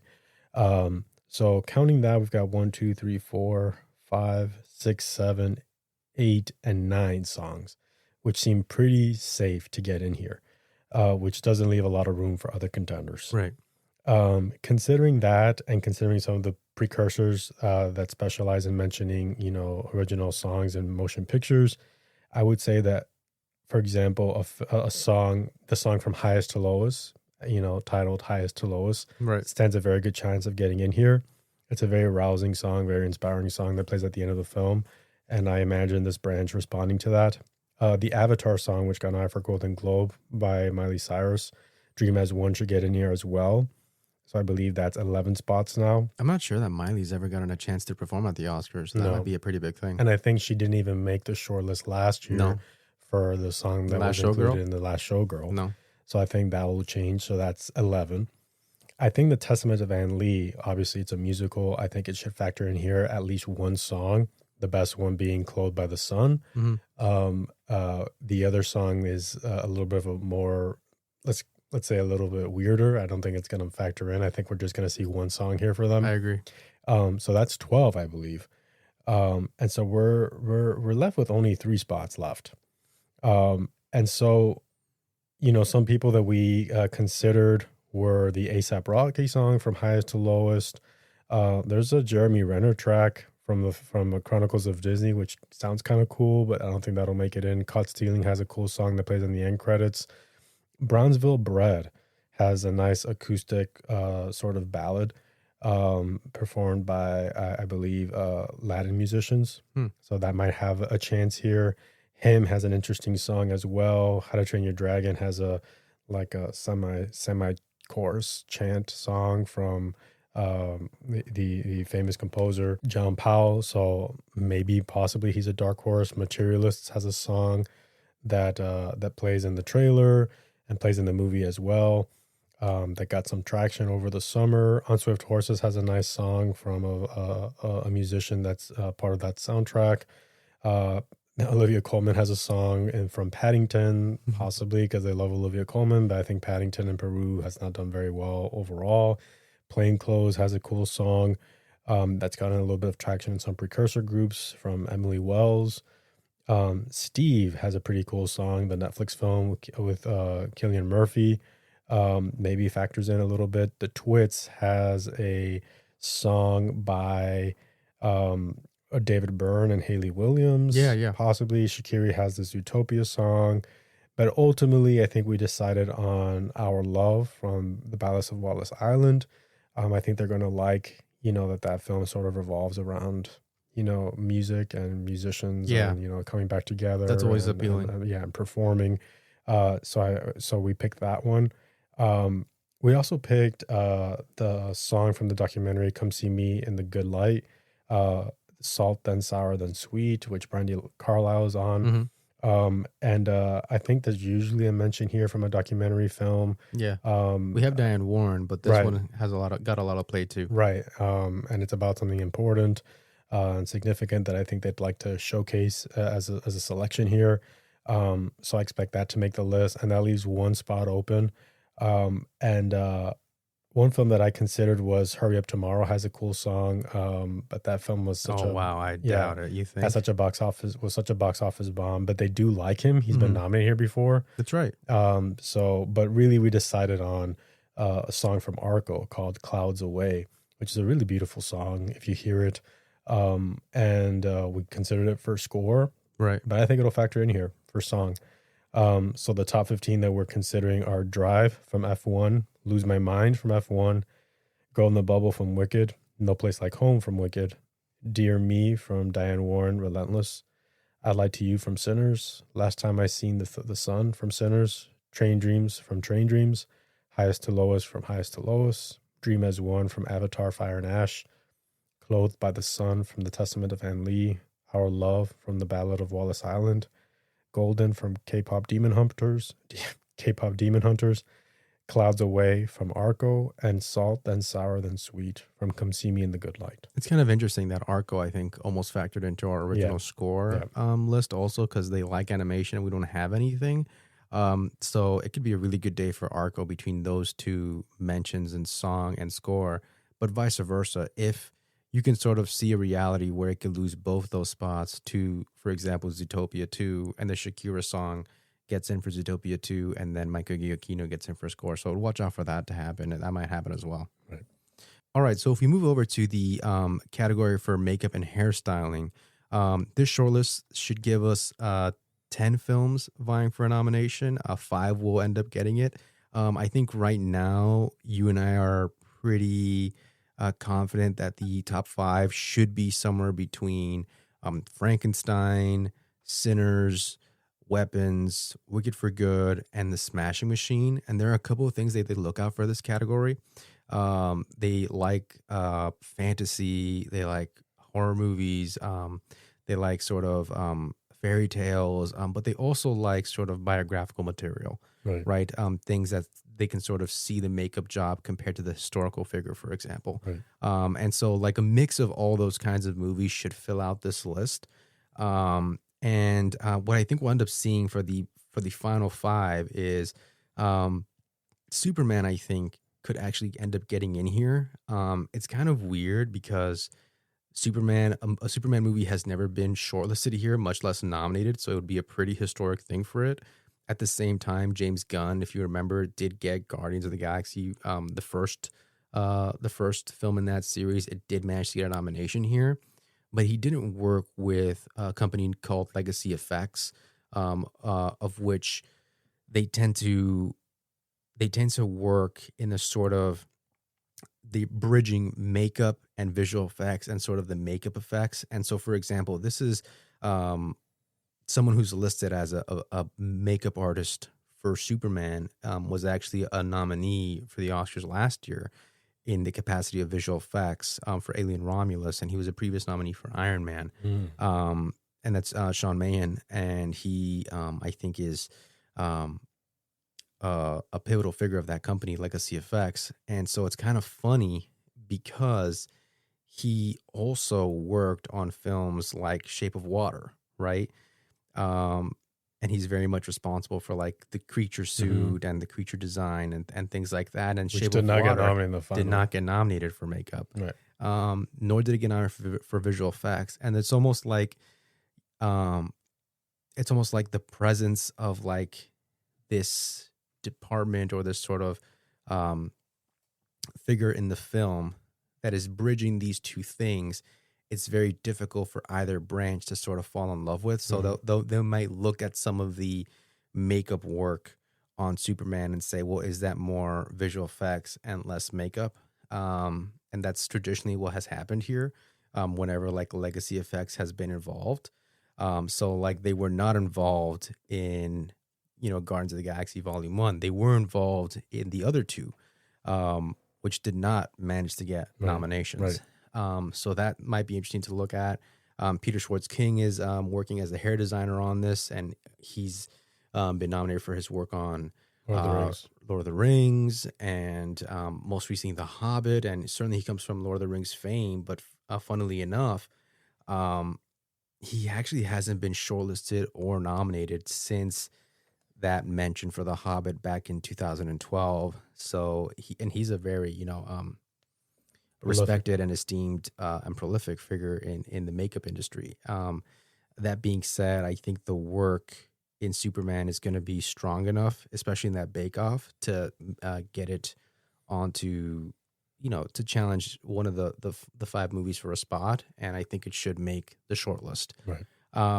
I think looking at sort of the fact that they like biographical material right now, we're sort of, all we have is Smashing Machine, and that should hopefully get in between, it being based on a real character and the makeup job they do on The Rock, and it helping the performances, and it's also sort of in the world of athletics and certainly in the world of MMA, which there's a lot of, there's makeup effects that go into that for the movie. But I think one thing you often see is that, the makeup nominees tend to overlap with the acting nominees, which gets me to think that that a movie like Blue Moon could do well here. And the makeup team isn't very robust. It's a small movie. and the makeup work is almost exclusively, Ethan you know, Hawke. Ethan Hawke, Yeah. right? And you know what they do with the forehead Right. and the hair work, and so like they're not doing like this crazy makeup work to shrink him or anything. Right. That's not what happened. Right. But I do think that, like, remember like last year when they nominated, or I'm sorry, when they shortlisted Waltzing with Brando, Mm-hmm. right? And sort of the makeup work in that film was pretty much contained to whatever Yeah. they did to Billy Zane. Yeah. And the team was also not very robust, nor did they have like all these previous Oscar nominations. I think Blue Moon is sort of in the same territory, with the added benefit that Ethan Hawke is looking pretty good for a nomination. Right. So amongst the biographical films, I think Blue Moon is a little bit ahead, Yeah. even if the team isn't too robust. Right. Um, Another biographical film exactly. would be possibly Christie. I'm thinking Christie could, I think, end up being a good choice, because it's might hit the sweet spot between, sort of, you have the makeup work to make it look like the real life characters, which is something that they like.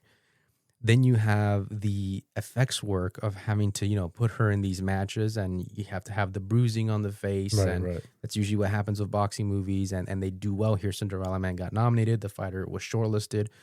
We're thinking the Smashing Machine is going to get shortlisted as well. And the other thing is that they like to see change. You know, they like to see aging. And while Chrissy doesn't age incredibly, you could see her going through different stages of her personality, you know, in the hair work, for example. And you'll see that in multiple characters. It won't just be Sydney Sweeney's character, but you'll see that in Ben Foster. Ben Foster's character. And so I think that they're going to like all that, and it's going to possibly hit the sweet spot. Again, it's not a very big team, but the hair department head is a previous winner for their work on Dallas Buyers Club, and that might help. Yeah. So look for that. I mean, the other sort of biographical films that could maybe factor in, Springsteen, some of those, the department heads worked on Maestro, but they weren't nominated. Testament of Anne Lee, I thought, is a good choice. And there's you know, certainly a lot of period makeup going on as well. But I don't know that the team, again, is going to be well known enough, but I wouldn't be surprised if it shows up here. Sometimes some of these movies end up being movies that, you know, otherwise would not be celebrated. And so, like, you have Robert De Niro for Alto Nights, you know, and he's playing both historical figures, Costello and Vita Genovese. And sometimes he has to share the screen, so you can really sort of look at both makeup jobs and compare them.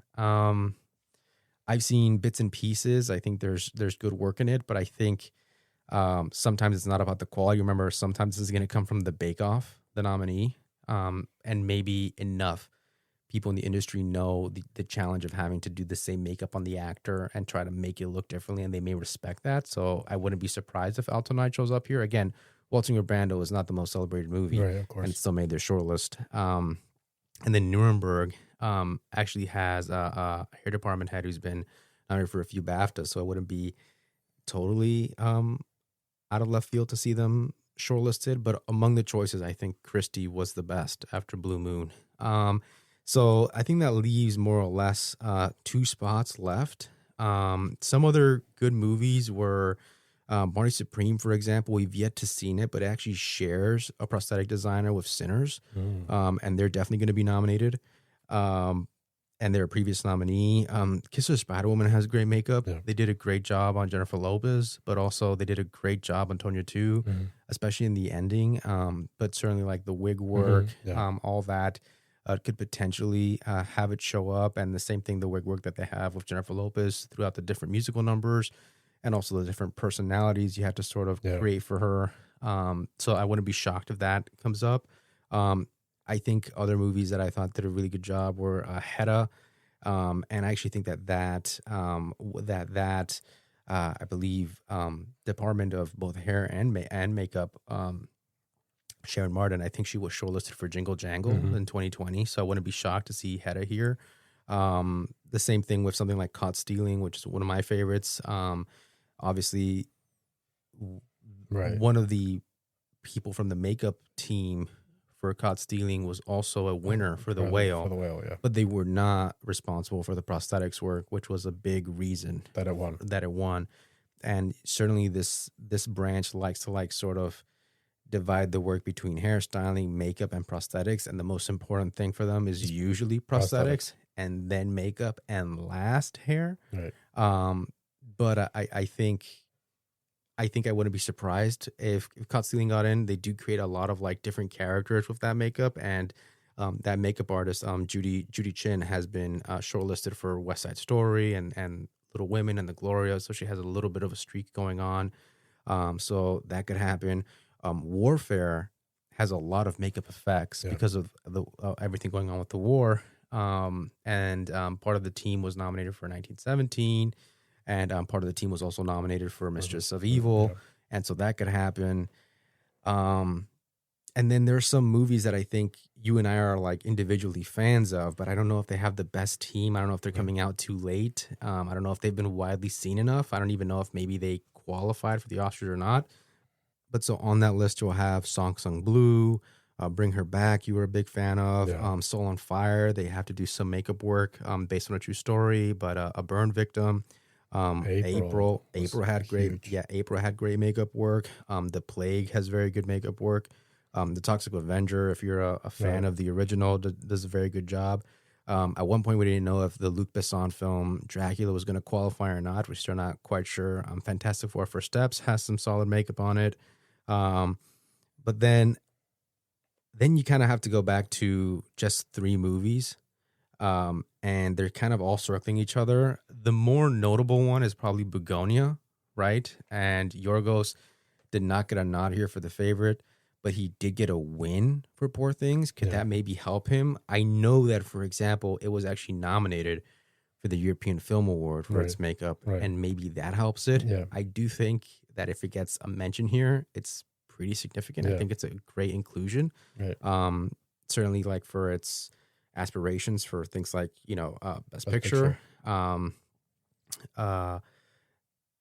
So watch out for that. But I think the 2 we're gonna end up going with is gonna end up being Wolfman because of sort of the legacy of the work. Right. It does have Arjun Twidden, who had a couple nominations for Wonder and for Maleficent, the sequel, Mistress of Evil, which is kind of interesting because he got in for both of those as the film's only nomination. And that's sort of like the same area that Wolfman would be in. At the same time, like this is obviously a huge legacy project. I remember back in 2010, it ended up winning for the Benicio del Toro version. So there's a lot of respect for the IP. It's the first time that Arjun is involved. I also think it's interesting because one of the nominated makeup designers from Border is actually part of the team as well, and so that could also help it. And then the last one we're going with, which I think is the riskiest choice we have, is 28 Years Later, which has really good makeup, which has some of the best makeup of the year. But I think that we're maybe being a little hopeful here. Horror films have done well here recently, but zombie films have never really been their cup of tea. They've never really liked zombies. And despite, amazing work from John Nolan, who's part of the makeup effects team there, and Rebecca Cole is a previous nominee, despite all that, I still think we're living in a reality where it can miss the cut, as sad as that is. Zombie movie bias. Exactly, zombie movie bias.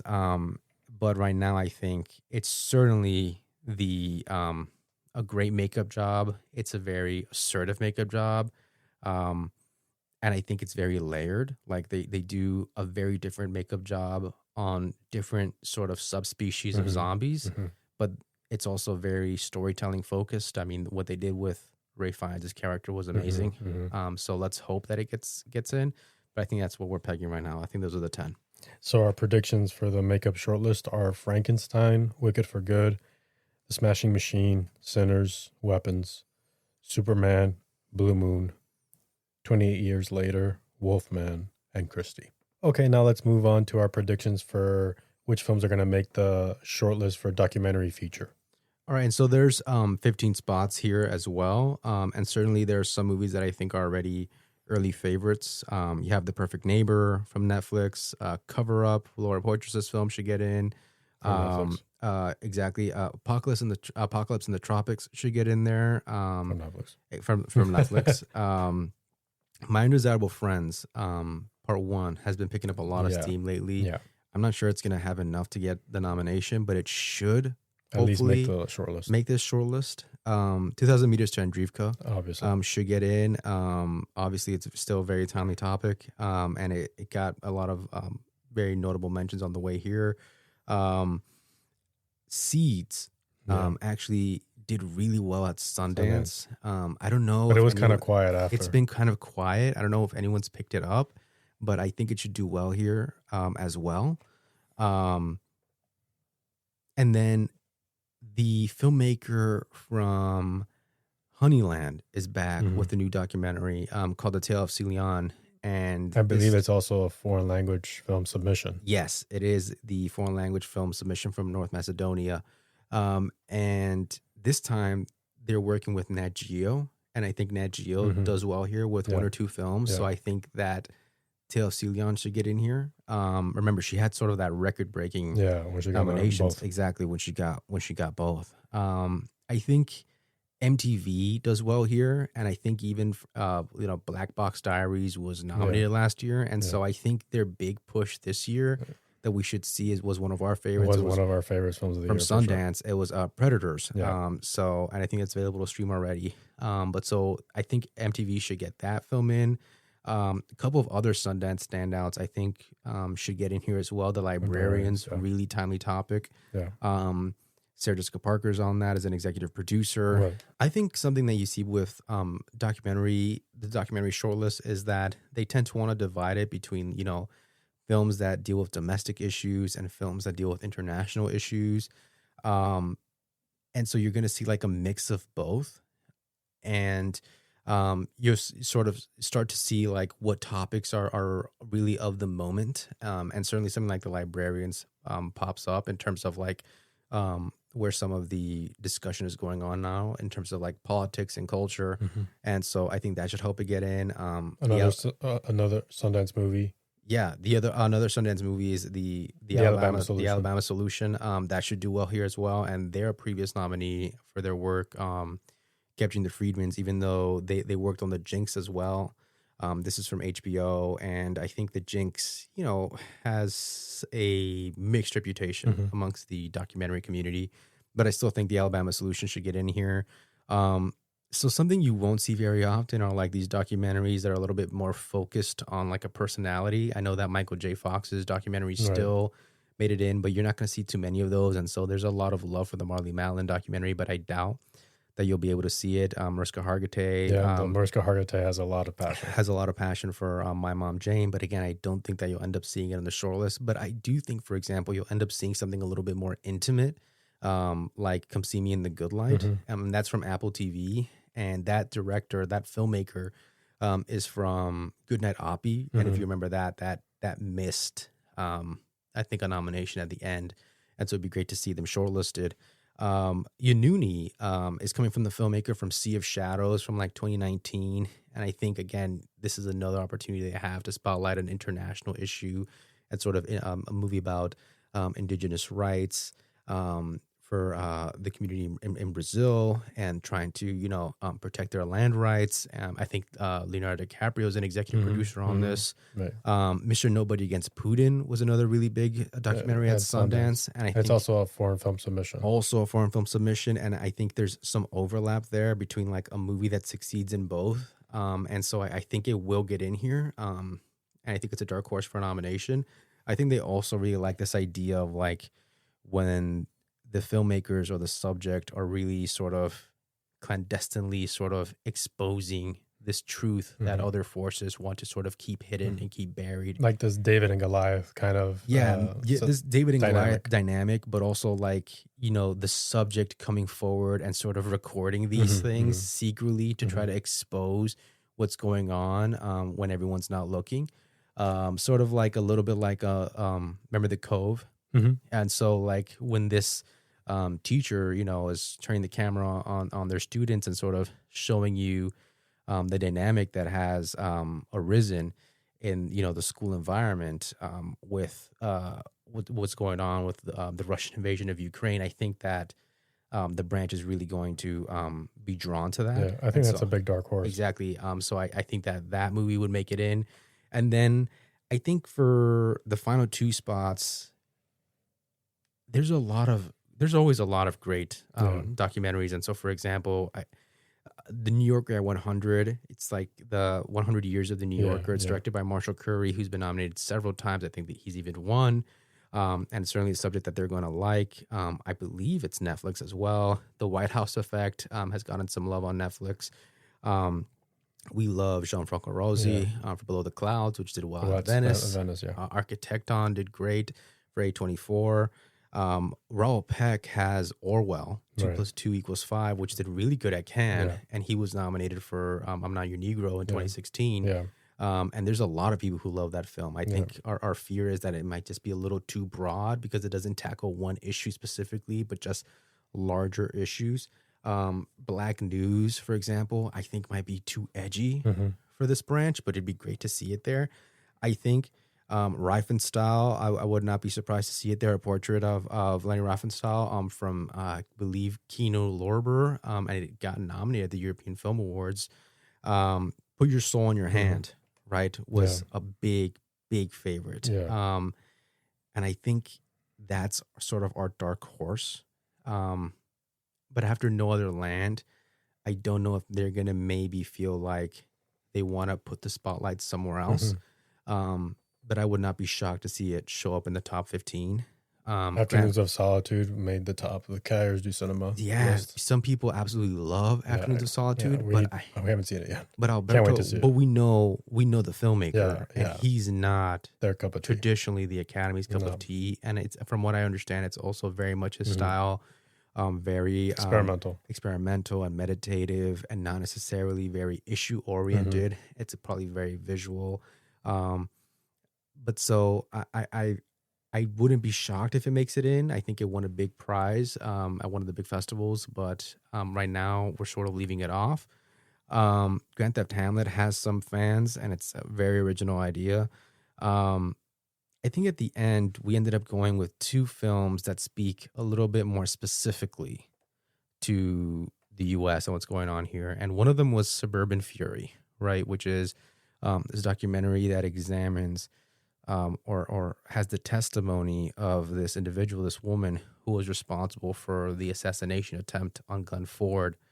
And so we thought that would probably be very something that would really provoke the branch members to go and check it out, and also sort of a complicated topic.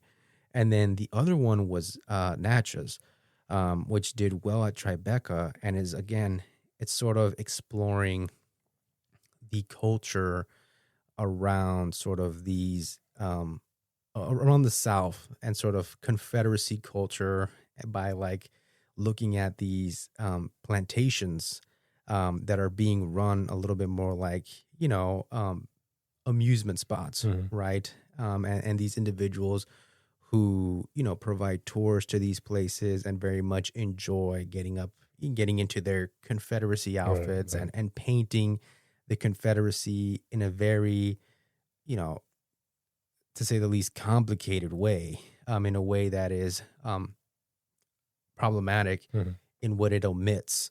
And so I thought that topic would be really, really interesting and unique, and that branch members would really respond to it. So I think in the end, what we're predicting for the documentary feature shortlist, it's 2,000 Meters to Andrivka, The Perfect Neighbor, Cover Up, Apocalypse in the Tropics, Seeds, The Tale of Celion, My Undesirable Friends Part 1, Predators, The Librarians, The Alabama Solution, Come See Me in the Good Light, Yanuni, Mr. Nobody Against Putin, Suburban Fury, and Natchez. Okay, now moving on to our predictions for what's going to make the shortlist for international film. There's some obvious ones here, especially, we're in a very interesting time in the Academy where international films are having an imprint in the larger awards and not just segregated to the ghetto of, international film. So the obvious ones are It Was Just an Accident from France, The Secret Agent from Brazil, Sentimental Valley from Norway, No Other Choice from South Korea, and Surat from Spain. I think those are pretty obvious, but then there are some other titles that I think should factor into this list. So we've got The Voice of Hin Rajab from Tunisia, should factor in here. and is a dark horse, we believe, for possibly Best Picture. The President's Cake from Iraq from Sony Picture Classics should do really well. In fact, we think it's a dark horse to make the final 5 as Sony, well. Yeah, Sony Classics got they got I'm Still Here. Yeah. They got Teacher's Lounge in 2023. They do well here. Netflix does really well here, so we fully expect the Left-Handed Girl from Taiwan to make it in. It's kind of weird that Netflix only has really the one big contender. Very in here. weird. So Very weird. You would have to imagine that Left-Handed Girl has to get in here. That's been sort of usurped by Neon a little bit. Belen from Argentina, which is about abortion rights, and has been doing really well with sort of the film going audiences responding to it very well. It's from Amazon.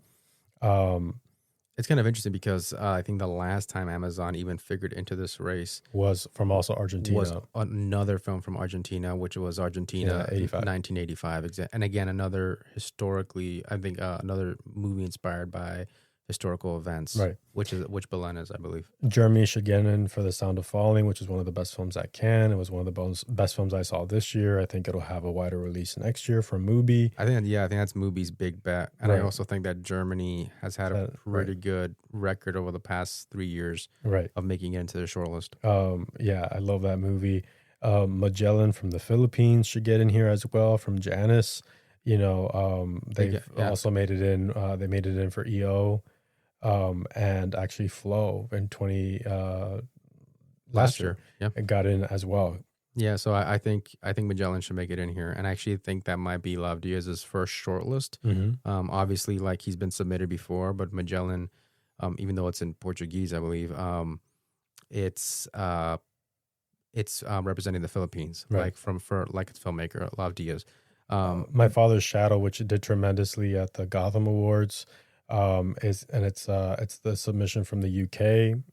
Mubi's releasing that later on, and the UK has actually been on a streak recently, having been included for Santosh, and then The Zone of Interest, which actually picked up the award. Exactly.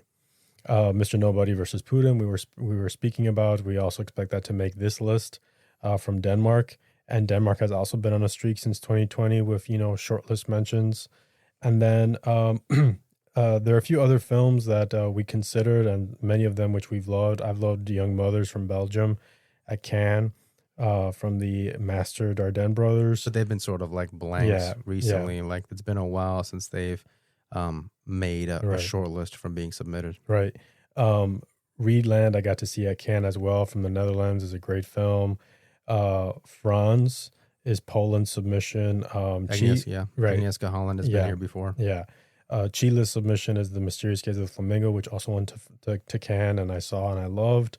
Late Shift, I think, is a possible spoiler here as something that can make this shortlist. I wouldn't be shocked if it made this shortlist. It's Switzerland's submission, and they're kind of trying to end a drought of not making it into the shortlist. Yeah.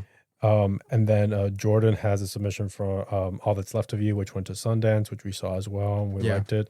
There's also a couple of films though that are dealing with Palestine, right? And so it may be on the end that ends up being left out. I mean, we already have Hin Rajab there as well, and also it was hard to leave out, for example, the Tale of Cilian from North Macedonia, considering that she's done well before in both of these categories, documentary and foreign. Same thing with 2,000 Meters to Andreevka. So because documentaries do well here, I think we're sort of pegging that Denmark's Mr. Putin Against Nobody gets in, but you could end up seeing more than one documentary in here, and more than one film sort of qualify for both shortlists. Right. And at the end, we went with, for the last two spots of the shortlist, Palestine 36 from Palestine and A Poet from Colombia. And I think that helps that Palestine 36 is this really immense, massive sort of, historical epic. I mean, Jeremy Irons is even in the film. Right. And so I think that's going to appeal to some more conservative voters that like to see,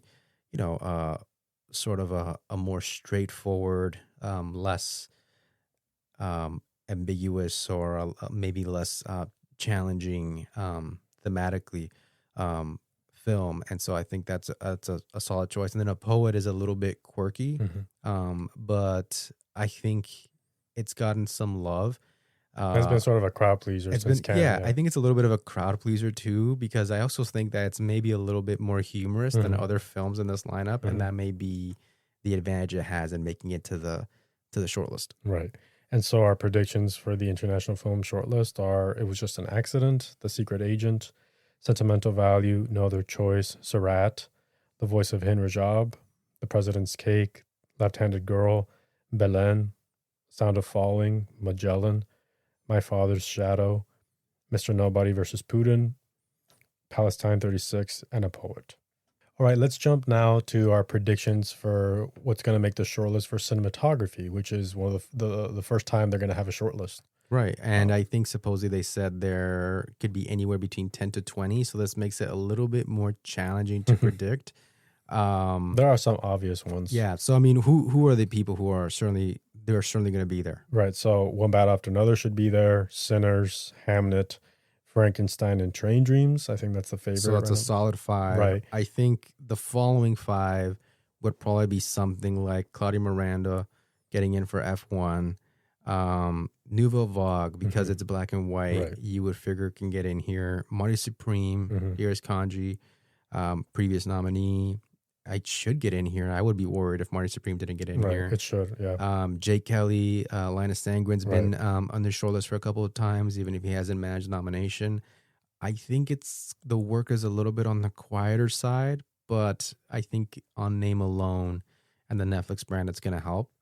I'm hoping we're going to see 28 Years Later here from Anthony Dodd Mantle, who's a former winner for Slumdog Millionaire, doing some really innovative work with iPhones. We'll see if enough branch members saw it, if enough branch members liked it. The innovation itself should be something that helps it land at least on the shortlist. I would hope so. I still think it has an opportunity to get a Guild nomination and maybe even a BAFTA shortlist mention. And so I would expect it to show up here, but I guess I wouldn't be shocked because it was sort of a quiet movie that people were disappointed by. The next 5 spots I think are a little bit tougher because these movies are a little bit further away. So I think Bugonia comes to our mind because Robbie Ryan has managed to get nominations with Yorgos before. It is using VistaVision, which is going to be sort of attention calling. So is Testament of Anne Lee. Yeah. So I think we're sort of figuring Testament to get in. Right. Sean Bobbitt is shooting Hedda. It looked beautiful. And it was great. It looked beautiful. He was a previous nominee for Judas and the Black Messiah. He worked on 12 Years a Slave, but didn't get nominated there. I actually can see Sean Bobbitt making the shortlist for the BAFTA as well for this movie. So we'll see what happens, but I think we're erring on the side of that. One of the more controversial films we're going to list is Wicked for Good. Right. But the DP, Alice Brooks, I believe, did get nominated last year. So I think it's fair to say that Wicked Part 1 would have been a shortlist mention, right? Last year? Nominated at the Guild. Yeah, she was nominated at the Guild for Wicked 1. And if there had been a shortlist last year for cinematography, do you think she would have made it? I think she would have probably. And I mean, it only helps that it's 10 to 20 spots. Yeah. Right? Exactly. So I think we're sort of left with no other position but to include that film here as well. And then for the final spot, I think that you and I could think of, I think we ended up going with Surat. And it's kind of tough because it's kind of difficult to think of other neon movies that could make it here. And I don't think that The Secret Agent or No Other Choice or Sentimental Value are going to have a great shot. Right. Or it was just an accident. Right. But speaking of foreign films that we considered, there are 2 that come to mind that won a prestigious award, and that's Late Shift and Sound of Falling. Right. Both of those got big awards at Camera Image. Which, as of late has been at least an indicator that, you would at least make the shortlist. But I think one of the reasons why we're abstaining from including it is because we're sort of debating how eligible it is or not for this category. Right. They're certainly going for foreign film, but did they meet the qualification standards in order to qualify here? I'm not sure. So it's kind of dicey.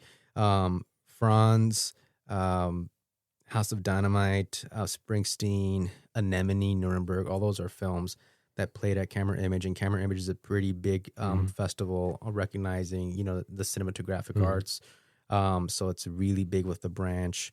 So those wins for like Late Shift and Sound of Falling are significant. Yeah, It's just a very. question of eligibility. And then, yeah, there's some movies that are fringe picks, like Magellan, for Yeah. example, Resurrection. Resurrection. But I don't I love the think, cinematography from Die My Love. yeah, You know, Seamus McGarvey, he's yeah, a previous nominee. It would yeah, be amazing to see him listed here for that, but I really yeah, doubt that they saw it, and I really doubt that they're going to like it. And so because of that, I don't think that we could have thought of other films beyond 15, yeah. unfortunately, That's why we that they're think it's going to going to land consider. somewhere around there. So in we're that going to 20. go ahead and predict 15 and say that we couldn't find an additional 5 spots to fill out the 20, unfortunately.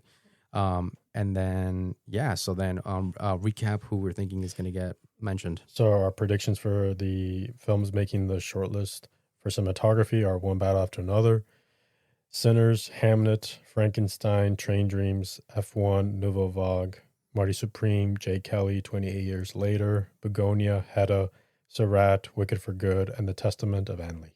Now moving on to the films that we predict might make the short list for best documentary short. Obviously, the shorts are very hard to predict. So, we're going to give it our best shot. Who are we looking at? Who are we looking for? I mean, there are upwards of 100 films, and all of them look really fascinating. I think with documentary shorts, what you're going to end up seeing is that, like, there's a couple of outlets that have sort of dominated the race. And so whenever there's a documentary that's affiliated with one of them, it gives them like a certain advantage, I would say. And so, for example, All the Empty Rooms looks like it's definitely going to be nominated. It got picked up from Netflix right after it premiered, I think, in Telluride and Toronto. I think even Ben Stiller jumped on as an executive producer, and it has to do with sort of school shootings. exactly school shootings and the after effects of that. And there's like a correspondent who was sort of investigating sort of, the impact left behind by the absence of these kids that are victims to school shootings in the U.S. I know that, for example, it's being directed by Josh Seftel, who was nominated for Stranger at the Gate. Gate. In the same category. I think this film has to be the favorite to win. It's going to be a very popular choice. So this should definitely get in there. HBO does really well here, and they got a couple of films that I think are going to resonate with the branch. Armed with Only a Camera has to do with a journalist who passed away or was killed while trying to cover Ukraine. And then his brother, I think, helps him finish the film. Won an audience award at South by Southwest.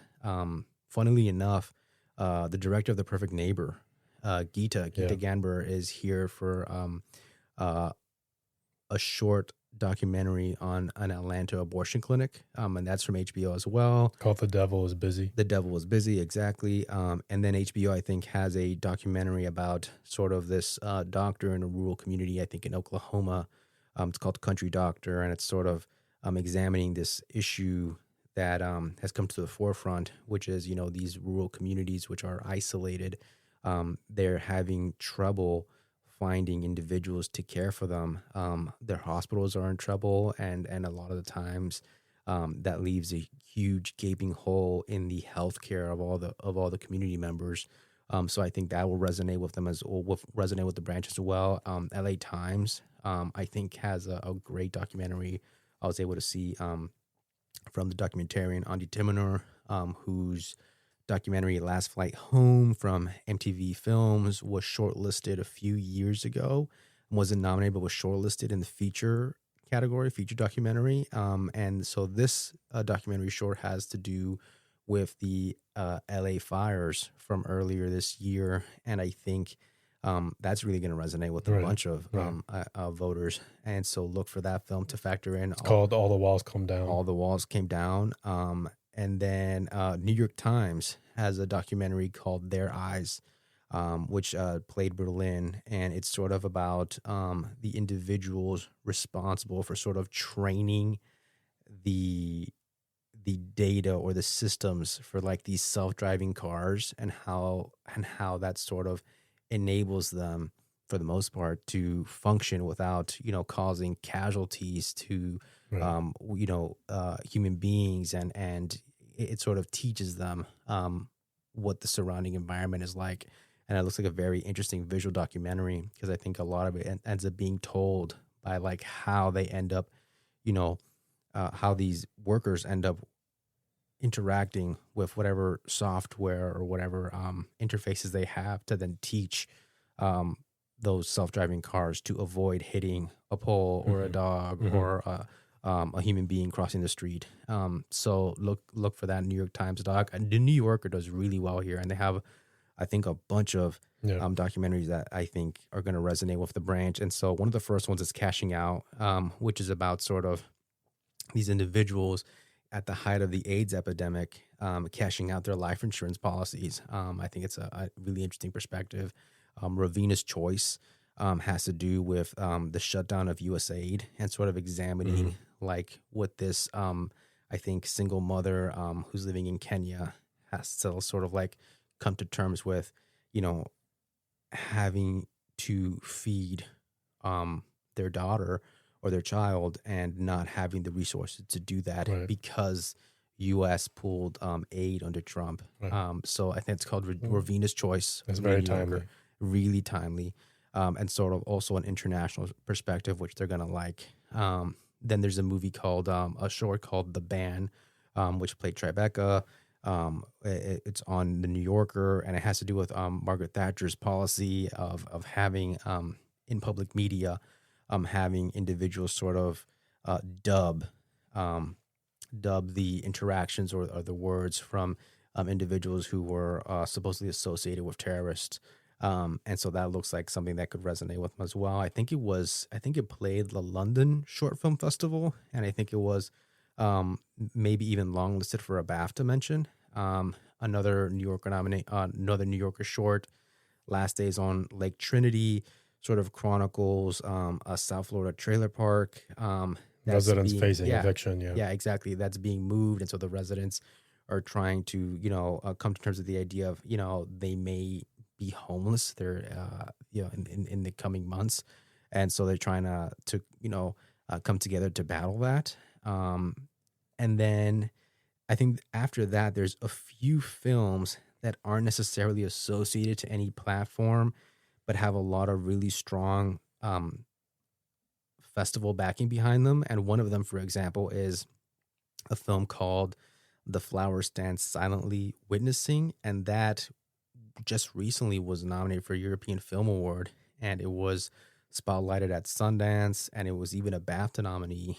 It's kind of an interesting film, I think, using archival footage, sort of a perspective of a British officer, I believe, taking these photographs. And I think supposedly some of the first color photographs of this patch of land, specifically flowers in Palestine.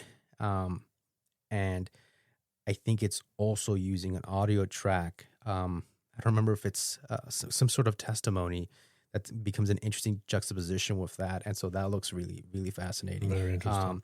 There's a short called Children No More, Were and Are Gone, which was shot in Tel Aviv. And it's all about sort of, and I think you've seen them in the news. The mourners of Gaza's children. Exactly, who sort of like stage like these silent vigils. And they carry like these posters or these photographs of all these children that have died, which provokes a large number of people who are just passing by.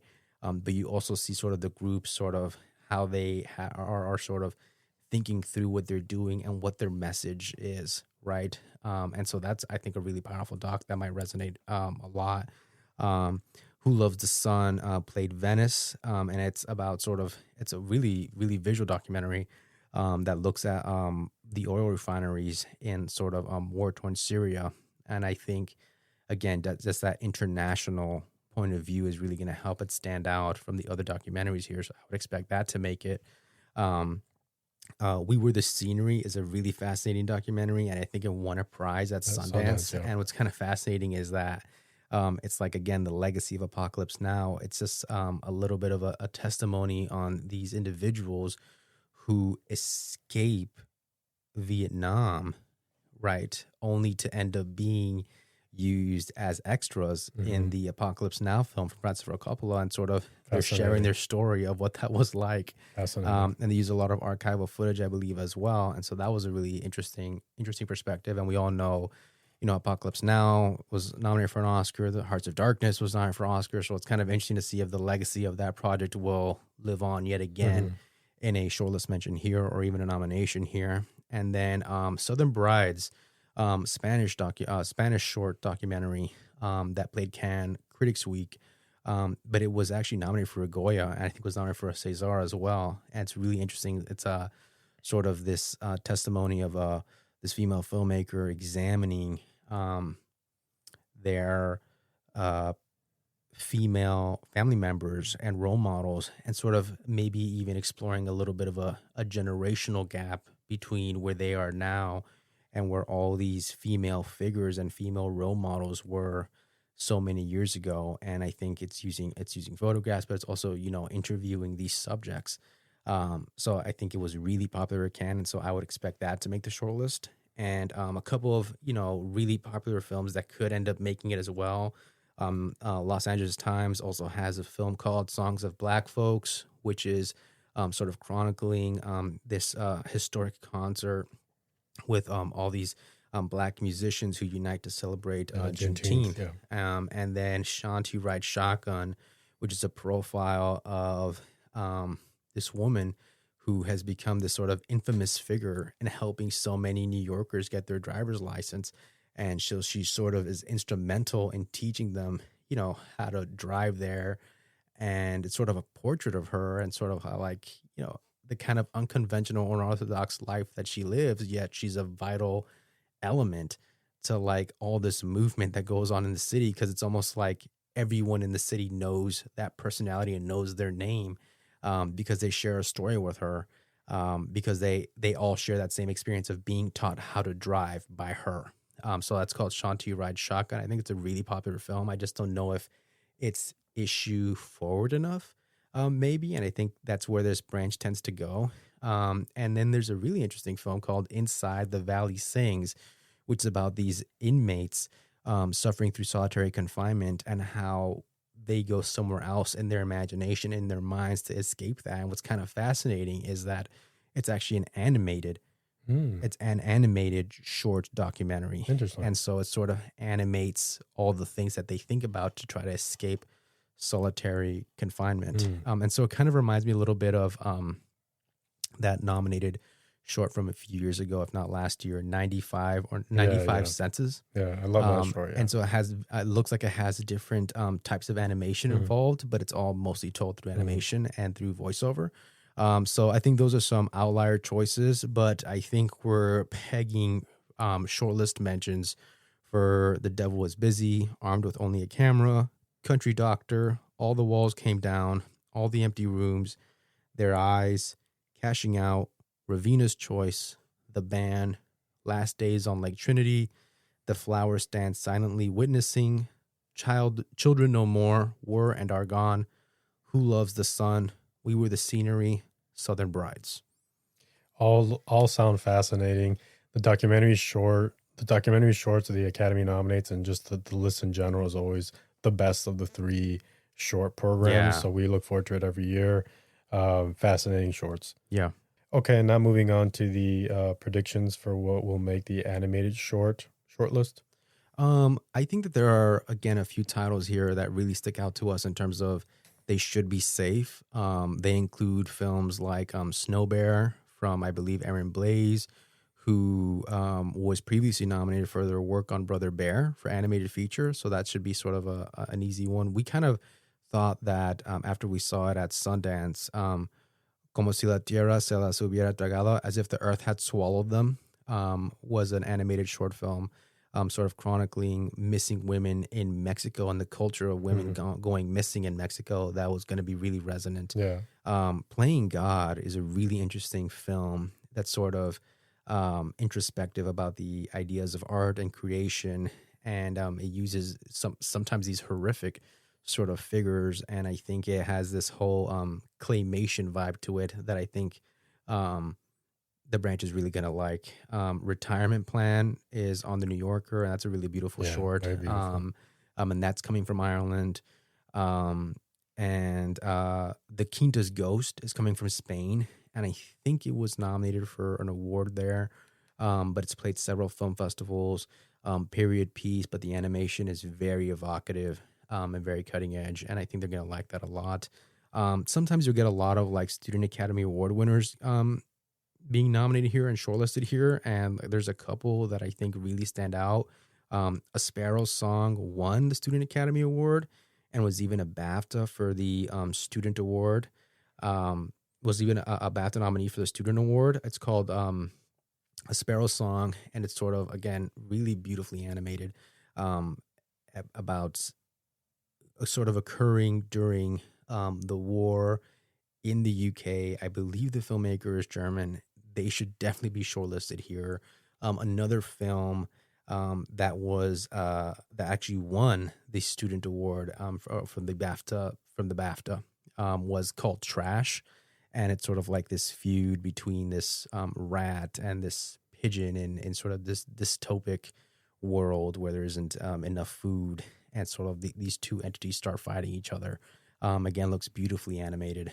The Girl Who Cried Pearls is interesting. These filmmakers actually were nominated before in this category in 2008. So I would expect them to make the shortlist. This is coming from Canada's National Film Board, NFB, which is really famous and almost always makes it in here. So after the Student Academy Awards, I would peg The Girl Who Cried Pearls to get nominated. Again, this is stop motion. DreamWorks has a short also called Wednesdays with Grandpa, and that's probably a good bet to make it on here. Yeah, as well. I think that's certainly going to make it in here. I actually don't have too many short films that make it in here, but I think that the animation style is very timely. It kind of reminds me of sort of like a similar style that Sony has been using for things like the Spider-Verse movies or the K-pop movies, and I think DreamWorks is sort of experimenting with that. And it's sort of an intergenerational story, which is kind of interesting. Obviously, the grandfather plays a big part here. The grandfather and the grandson. So that should do well here. Versa is a movie that I don't think a lot of people have seen yet, but that's coming from Disney. And it's kind of interesting because it's tackling the topic of like Loss of a child. Yeah, losing a child. And I think it's doing it like through fantasy, and sort of speculative science fiction and things like that of a relationship between this couple. And so just by virtue of it being from Disney, should make it a favorite here.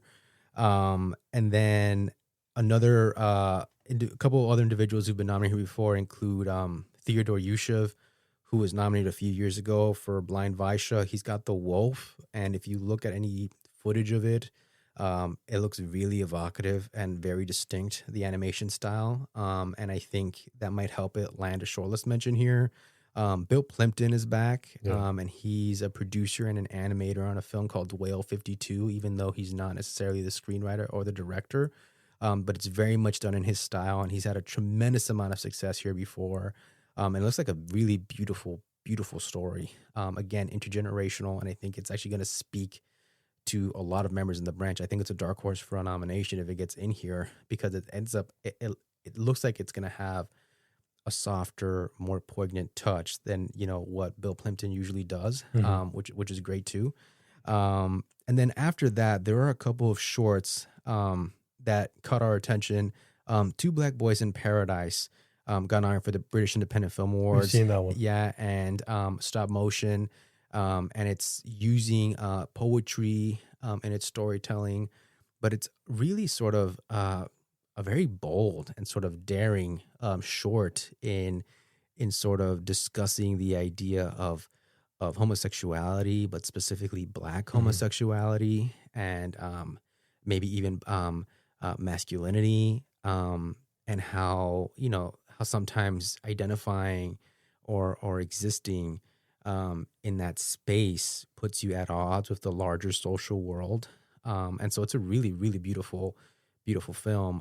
But it could also be like graphic, in a humorous way, but also in poignant ways, Hmm. but also in ways that you understand, are more driven to an adult audience. But I don't think that this branch has shied away from that. I remember when I believe they nominated my Year of Dicks, Yeah. for example, and so I think that they're really going to appreciate how that film is using animation to tell this particular type of story. The Shyness of Trees was another Student Academy Award, um, film, and it's again another intergenerational film, about, parents growing older, and so I think the last film that we thought was really interesting played, Annecy, is actually from the Ukraine, and it's called I Died in Irpin, and it's very much about the filmmaker's own experience evacuating that area, and that sort of informed this short, which is in black and white and has a lot of very particular, sort of pencil, uh, sort of linear pencil style, monochromatic. Really, it looks really interesting. And so I think other films that we thought about were, for example, you can't count out, can the Teenage Mutant Ninja Turtles, uh, Chrome Alone 2 short that's going to be attached to the Paramount SpongeBob movie make it in? It's possible. It may be a way to make it up for the fact that maybe the movie should have been nominated for animated feature a few years ago. So look for that to happen. The Puppet and the Whale looked fascinating, and that's coming from Venice, and it's Italian, and very much using this really famous, fable and also animation property to talk about things like, fascism, and politics, and that might be really, really attention calling. Murmuration is using stop motion, but also investigating the idea of, growing older, and that did well at Annecy. The Night Boots, did well there as well, and I think, again, very, animated in a very evocative style. Um, Flower Gone and The Song of Drifters are two more experimental short films, which this branch has nominated. I'm sorry, has shortlisted before, and so I wouldn't be surprised if they make it in. At the same time, since they are not necessarily traditional narratives, it may be something that they sideline. Um, so they also got nominated for Student Academy Awards, or won, Student Academy Award recognition, and so that might boost their chances. Um, a big Sundance favorite was Huracan, which we saw, was also really Right. interesting. Yeah. My Brother, once one at San Francisco. Transferable, was another title that people talked about. There's a film called Shimmer from Mexico that was nominated there. Another film that played Sundance was Inkwell for When the Starring Return. Forever Green is coming from a couple of Disney animators. Gigi talks about, I believe, a trans character, and that was nominated for a César. And so that's kind of interesting. Budo is a stop motion film, one at Tribeca, and it has everything to do with a cat. Kafune was a winner at Goya, and it's very much about this, young girl's recollections, having survived, coming over, on a refugee, on a ship carrying refugees that, then sort of capsizes in the sea. Cardboard is coming from the director of Ron's Gone Wrong, from Blue Sky, back when there was still a Blue Sky, back in 2021 or 2022, I believe. And Double Negative worked on this as well. Cartoon Saloon, which is really famous in the animated feature Right. Yeah. category, Yeah. has had some shorts before. They're doing Eero, which is, kind of, a fantasy short, that played with Little Amelie.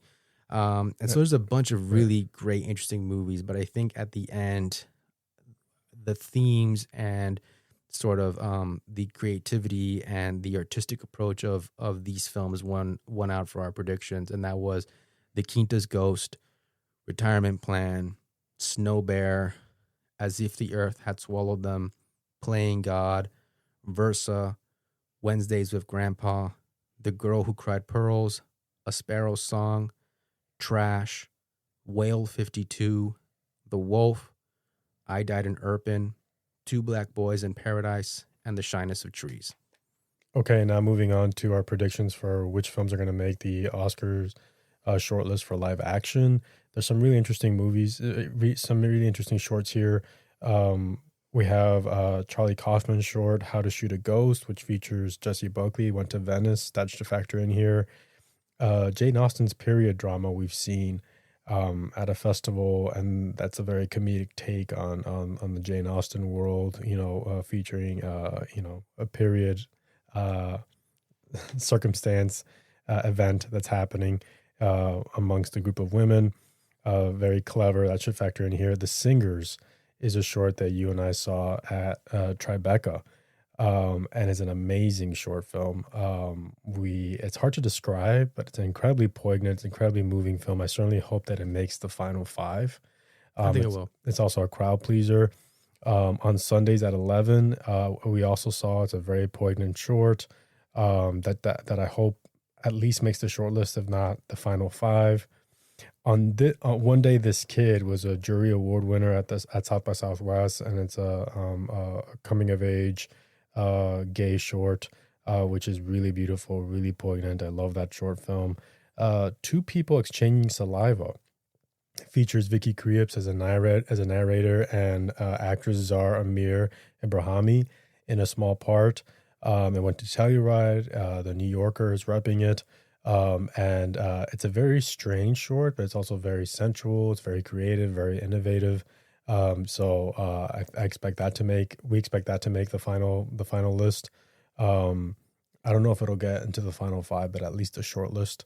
Hopefully. I mean, I know that Elizabeth Huppert just joined as an executive producer, so I think a lot of international voters are really going to be drawn to it. Wow. So definitely look out for that one. Dad's Not Home won the Student Academy Award. It's from Poland. It's very much about like these kids who have to take the responsibility after their dad can't provide or can't keep the house that they're living in anymore. And so that's like children, I think, in short films end up being a very common theme, and they end up doing well here. Extremist is going to play the New Yorker, and this is the film that Ben Stiller joined as an executive producer. And it's sort of like a film about freedom of speech, but it's an international short, and that's going to help it stand out, I think. These young individuals who are going to stage a certain type of protest, but then they're going to get into trouble with the government. And so it's very timely. I'm Glad You're Dead Now actually won in Cannes the short film Palme d'Or. And so I'm imagining that that's still going to do well. I know one short that you really liked was Grandma Nye, who played Favorites. Played Sundance. It is a pretty comedic short. It also has LGBTQ themes. I think that should do well here as well. And the production was really interesting. Again, another international short that I think is going to help. Rock, Paper, Scissors actually won the student short film at BAFTA. And it's about the Ukraine father and son who run sort of a makeshift hospital there, and I'm going to run into an issue. And it's based on a true story, and I think that helps too, because sometimes you will see short films based on a true story having a little bit of an edge here. Border Hopper is really interesting. It played Sundance, and it's sort of about the sort of border dynamics, crossing the border, living in the U.S. It's also a really interesting short because it incorporates a lot of elements like animation to make this really dynamic and idiosyncratic short about these individuals sort of navigating the immigration system in the U.S., almost as if it was a game. So that's kind of a fascinating take that I think it's going to be original enough to resonate with voters. A Sisyphean Task kind of reminds me of the film on Netflix with Cillian Murphy called Steve, exactly, because it's about sort of the education system, specifically, I think, in the UK. I know Hugh Bonneville's in this, and that most recently was nominated at the British Independent Film Awards. And there's a couple of really good UK films or films that have UK backing that are gonna try to factor in here. I think Sisyphean Task is the one that we're betting on, but I wouldn't be surprised if it's another one. I think about Kashem is really interesting as well. It's another international short, I believe, again, occurring in India, and it has sort of these queer themes to it. and I think that's going to help. And the queer themes and themes on masculinity, and so I think it's also kind of funny. So I think that makes it kind of unique. And Beyond Silence is a really interesting short about these young women who are trying to get help with a situation where they find themselves facing sexual harassment or abuse, and the individual they're going to for help kind of has had a similar experience, but they're sort of like at an impasse as to what to do next, and sort of examining that idea of coming forward and saying something, and sort of maybe a generational gap that exists there. And that was a really fascinating short. I was actually lucky enough to see that one. A couple of different ones that got us thinking were Courage, which features Cara Jade Myers, which most people are going to remember as being a scene stealer for Killers of the Flower Moon. That's kind of it looks like a heartwarming short, and it has everything to do with indigenous culture. That's going to make it stand out. Spike Lee's an executive producer on a film called Talk Me, which actually runs really parallel to two strangers exchanging saliva. A Friend of Dorothy features Mayor Margolis, who's a famous actor, and that could really help any short, really. And that happens to a couple of different shorts. Little Rebel Cinema Club has to do with kids and cinema, and that's another theme that resonates well. Susanna, an American visiting in Mexico, did really well at Sundance. The Most Powerful Human on Earth features Leonie Benesch, who you might know from The Teacher's Lounge, and Imelda Staunton as well. Exactly. And then you also have some filmmakers or some, more established individuals in the industry trying to work behind shorts. So Idris Elba has a short with Dust to Dreams. I believe he's a producer on that. Letitia Wright is actually the director on Highway to the Moon. Michael Keaton is a producer on Sweetwater, which I believe his son directed. Money Talks features Francesca Scorsese, Martin's daughter. They do a lot of TikTok videos and social media videos, but she's actually an actor in this film that pays homage to a lot of American cinema, and in particular a lot of 1970s cinema. It even has an homage to Taxi Driver that I believe Francesca's part of. Butcher Stain won the Silver Prize for the Student Academy Awards, so look out for that. And then Kubrick, Like I Love You, won the Bronze. So both of those could factor in as well. And then Naomi Sheridan, who was actually nominated for writing the script of In America, she directed a short, I believe, called Kiki. And so look out for any of those. But I think the ones that we're predicting to make the shortlist for live action are How to Shoot a Ghost, Jane Austen's period drama, The Singers on Sundays at 11, One Day This Kid, Two People Exchanging Saliva, Dad's Not Home, Extremist, I'm Glad You're Dead Now, Grandma Nay Who Played Favorites, Rock, Paper, Scissors, Border Hopper, A Sisyphean Task, A Thing About Kashem, and Beyond Silence. Okay, and now moving to the last category, which is the new category, Best Casting. We're still very unsure how they're going to handle this category, so we're not 100% knowledgeable as to how the short list is going to look. What are they going to prioritize? What factors are they looking for? Supposedly they're going to have up to 10 make the final cut. Maybe it could be less, maybe. It could be less. Some films are two films should easily make this list, and that's Sinners and One Battle After Another. We believe that Jay Kelly might not make the final 5, but should at least make this long list, especially because Nina Gold is involved, and she's had a lot of nominations in the Casting Society organization. Same thing with Douglas Ibell, has had, I believe 19 nominations. We think Wicked for Good has a shot of showing up here. Tiffany Little Canfield has had 14 mentions within the Casting Society Association. Bernard Telsey is involved with that film as well, and he's had 21 Casting Society Association film nominations, so look for them to make an appearance. I think everyone talks about how well casted Mari Supreme is, and how particular, those casting choices, how those particular casting choices add a lot to the film's successes. So we expect this to show up, and we even expect it to make the final five.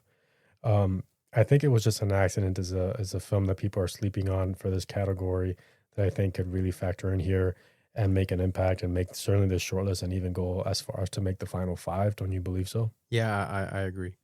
Same thing with Sentimental Value, which I know got nominated, I believe, at the European Film Awards, I think, for Best Casting. That should do well here as well. In Hamnet, Nina Gold is also involved in that film. And also Chloe Zhao has, unorthodox casting choices sometimes.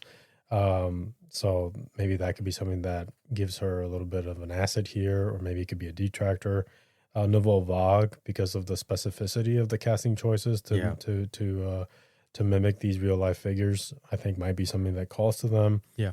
And then we think that something like Weapons could factor in here as well. Yeah, I mean, I think there are some other titles that maybe could end up here. I mean, people talk about the casting of Black Bag and The Long Walk, Wake Up Dead Man, Rental Family, but it's difficult, like you said, to determine what exactly they're going to prioritize. What they're looking for specifically. I think with Weapons, what you have is an opportunity for a more mainstream film, but also it's a large cast. Mm-hmm. And sometimes you even have, casting in, an unconventional person to play a role like Amy Madigan. And I guess it makes as much sense as anything to want to include Weapons, because the cast is so much of the story, right? They each own a piece of it. And so I guess right now we're betting for Weapons to fill out that 10. Right. And I think they're going to refrain from just making a list out of, who has the starriest cast. I don't think that's the purpose of this category. Yeah. So I don't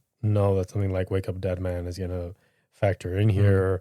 Or I don't know, Life of Chuck, for example.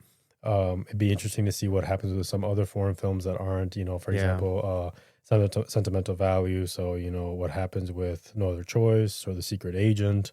Train Dreams has gotten some steam. Is that something that might appeal to them? Again, House of Dynamite has a huge cast. Is that, does that merit a casting mention? I'm not sure. Will that be their priority? Right. So I think at the end, we're going to go with Sinners, One Battle After Another, Jay Kelly, Wicked for Good, Marty Supreme, It Was Just an Accident, Sentimental Value, Hamnet, Nouvelle Vague, and Weapons. And that's our rundown of the shortlist categories. We did cinematography, we did score, we did sound, we did makeup, visual effects, we did documentary feature, we did international feature, we did animated short, live action short, documentary short. I believe the shortlist will be out on the 16th, so we'll get to see how many we got right, how many we got wrong, and be able to discuss that next time. And what the overall trends are. I mean, it certainly seems like Wicked is positioned to do really well, as is Avatar, Fire and Ash, and even Jake Kelly. And so the question is, will they end up doing as well as we think? And also, will these foreign films manage to sort of break into these other categories? Because Neon, for example, and their foreign films, they hardly ever factor into these other races. Right. But right now we're pegging Neon to break into score and sound and cinematography and casting. And so will that hold up? Will that same pattern that we saw with the Golden Globes occur in the shortlist as well? Right. And it'll be a very good indicator as to like which films are having some momentum and which films are losing momentum. Certainly if we see some big snubs, as we were mentioning, possibly films that could get snubbed, F1 or The Testament of Anne Lee, we'll start seeing, which films are really, I guess you could say, for lack of a better phrase, the momentum is real or the momentum is not there. Yeah. And so that'll be very interesting. We look forward to discussing that next time. And we'll also have some other things that we can discuss. We'll be working on our website to be able to update those charts with the precursors of, the films and the actors that are winning on the precursors right now or being nominated. That's coming soon. Watch out. Visit our website again, framesandflicker.com, and join us follow us on Twitter at Academy Anon. We'd love to have you. And that's it for this episode. So signing off, I'm Jules. And I'm Joseph. And it's been a pleasure. The music on this episode, entitled Cool Cats, was graciously provided by Kevin MacLeod and Incompetech.com. licensed under Creative Commons by Attribution 3.0. http://creativecommons.org/licenses/by/3.0. Disclaimer. The Academy Anonymous podcast is in no way affiliated or endorsed by the Academy of Motion Picture Arts and Sciences.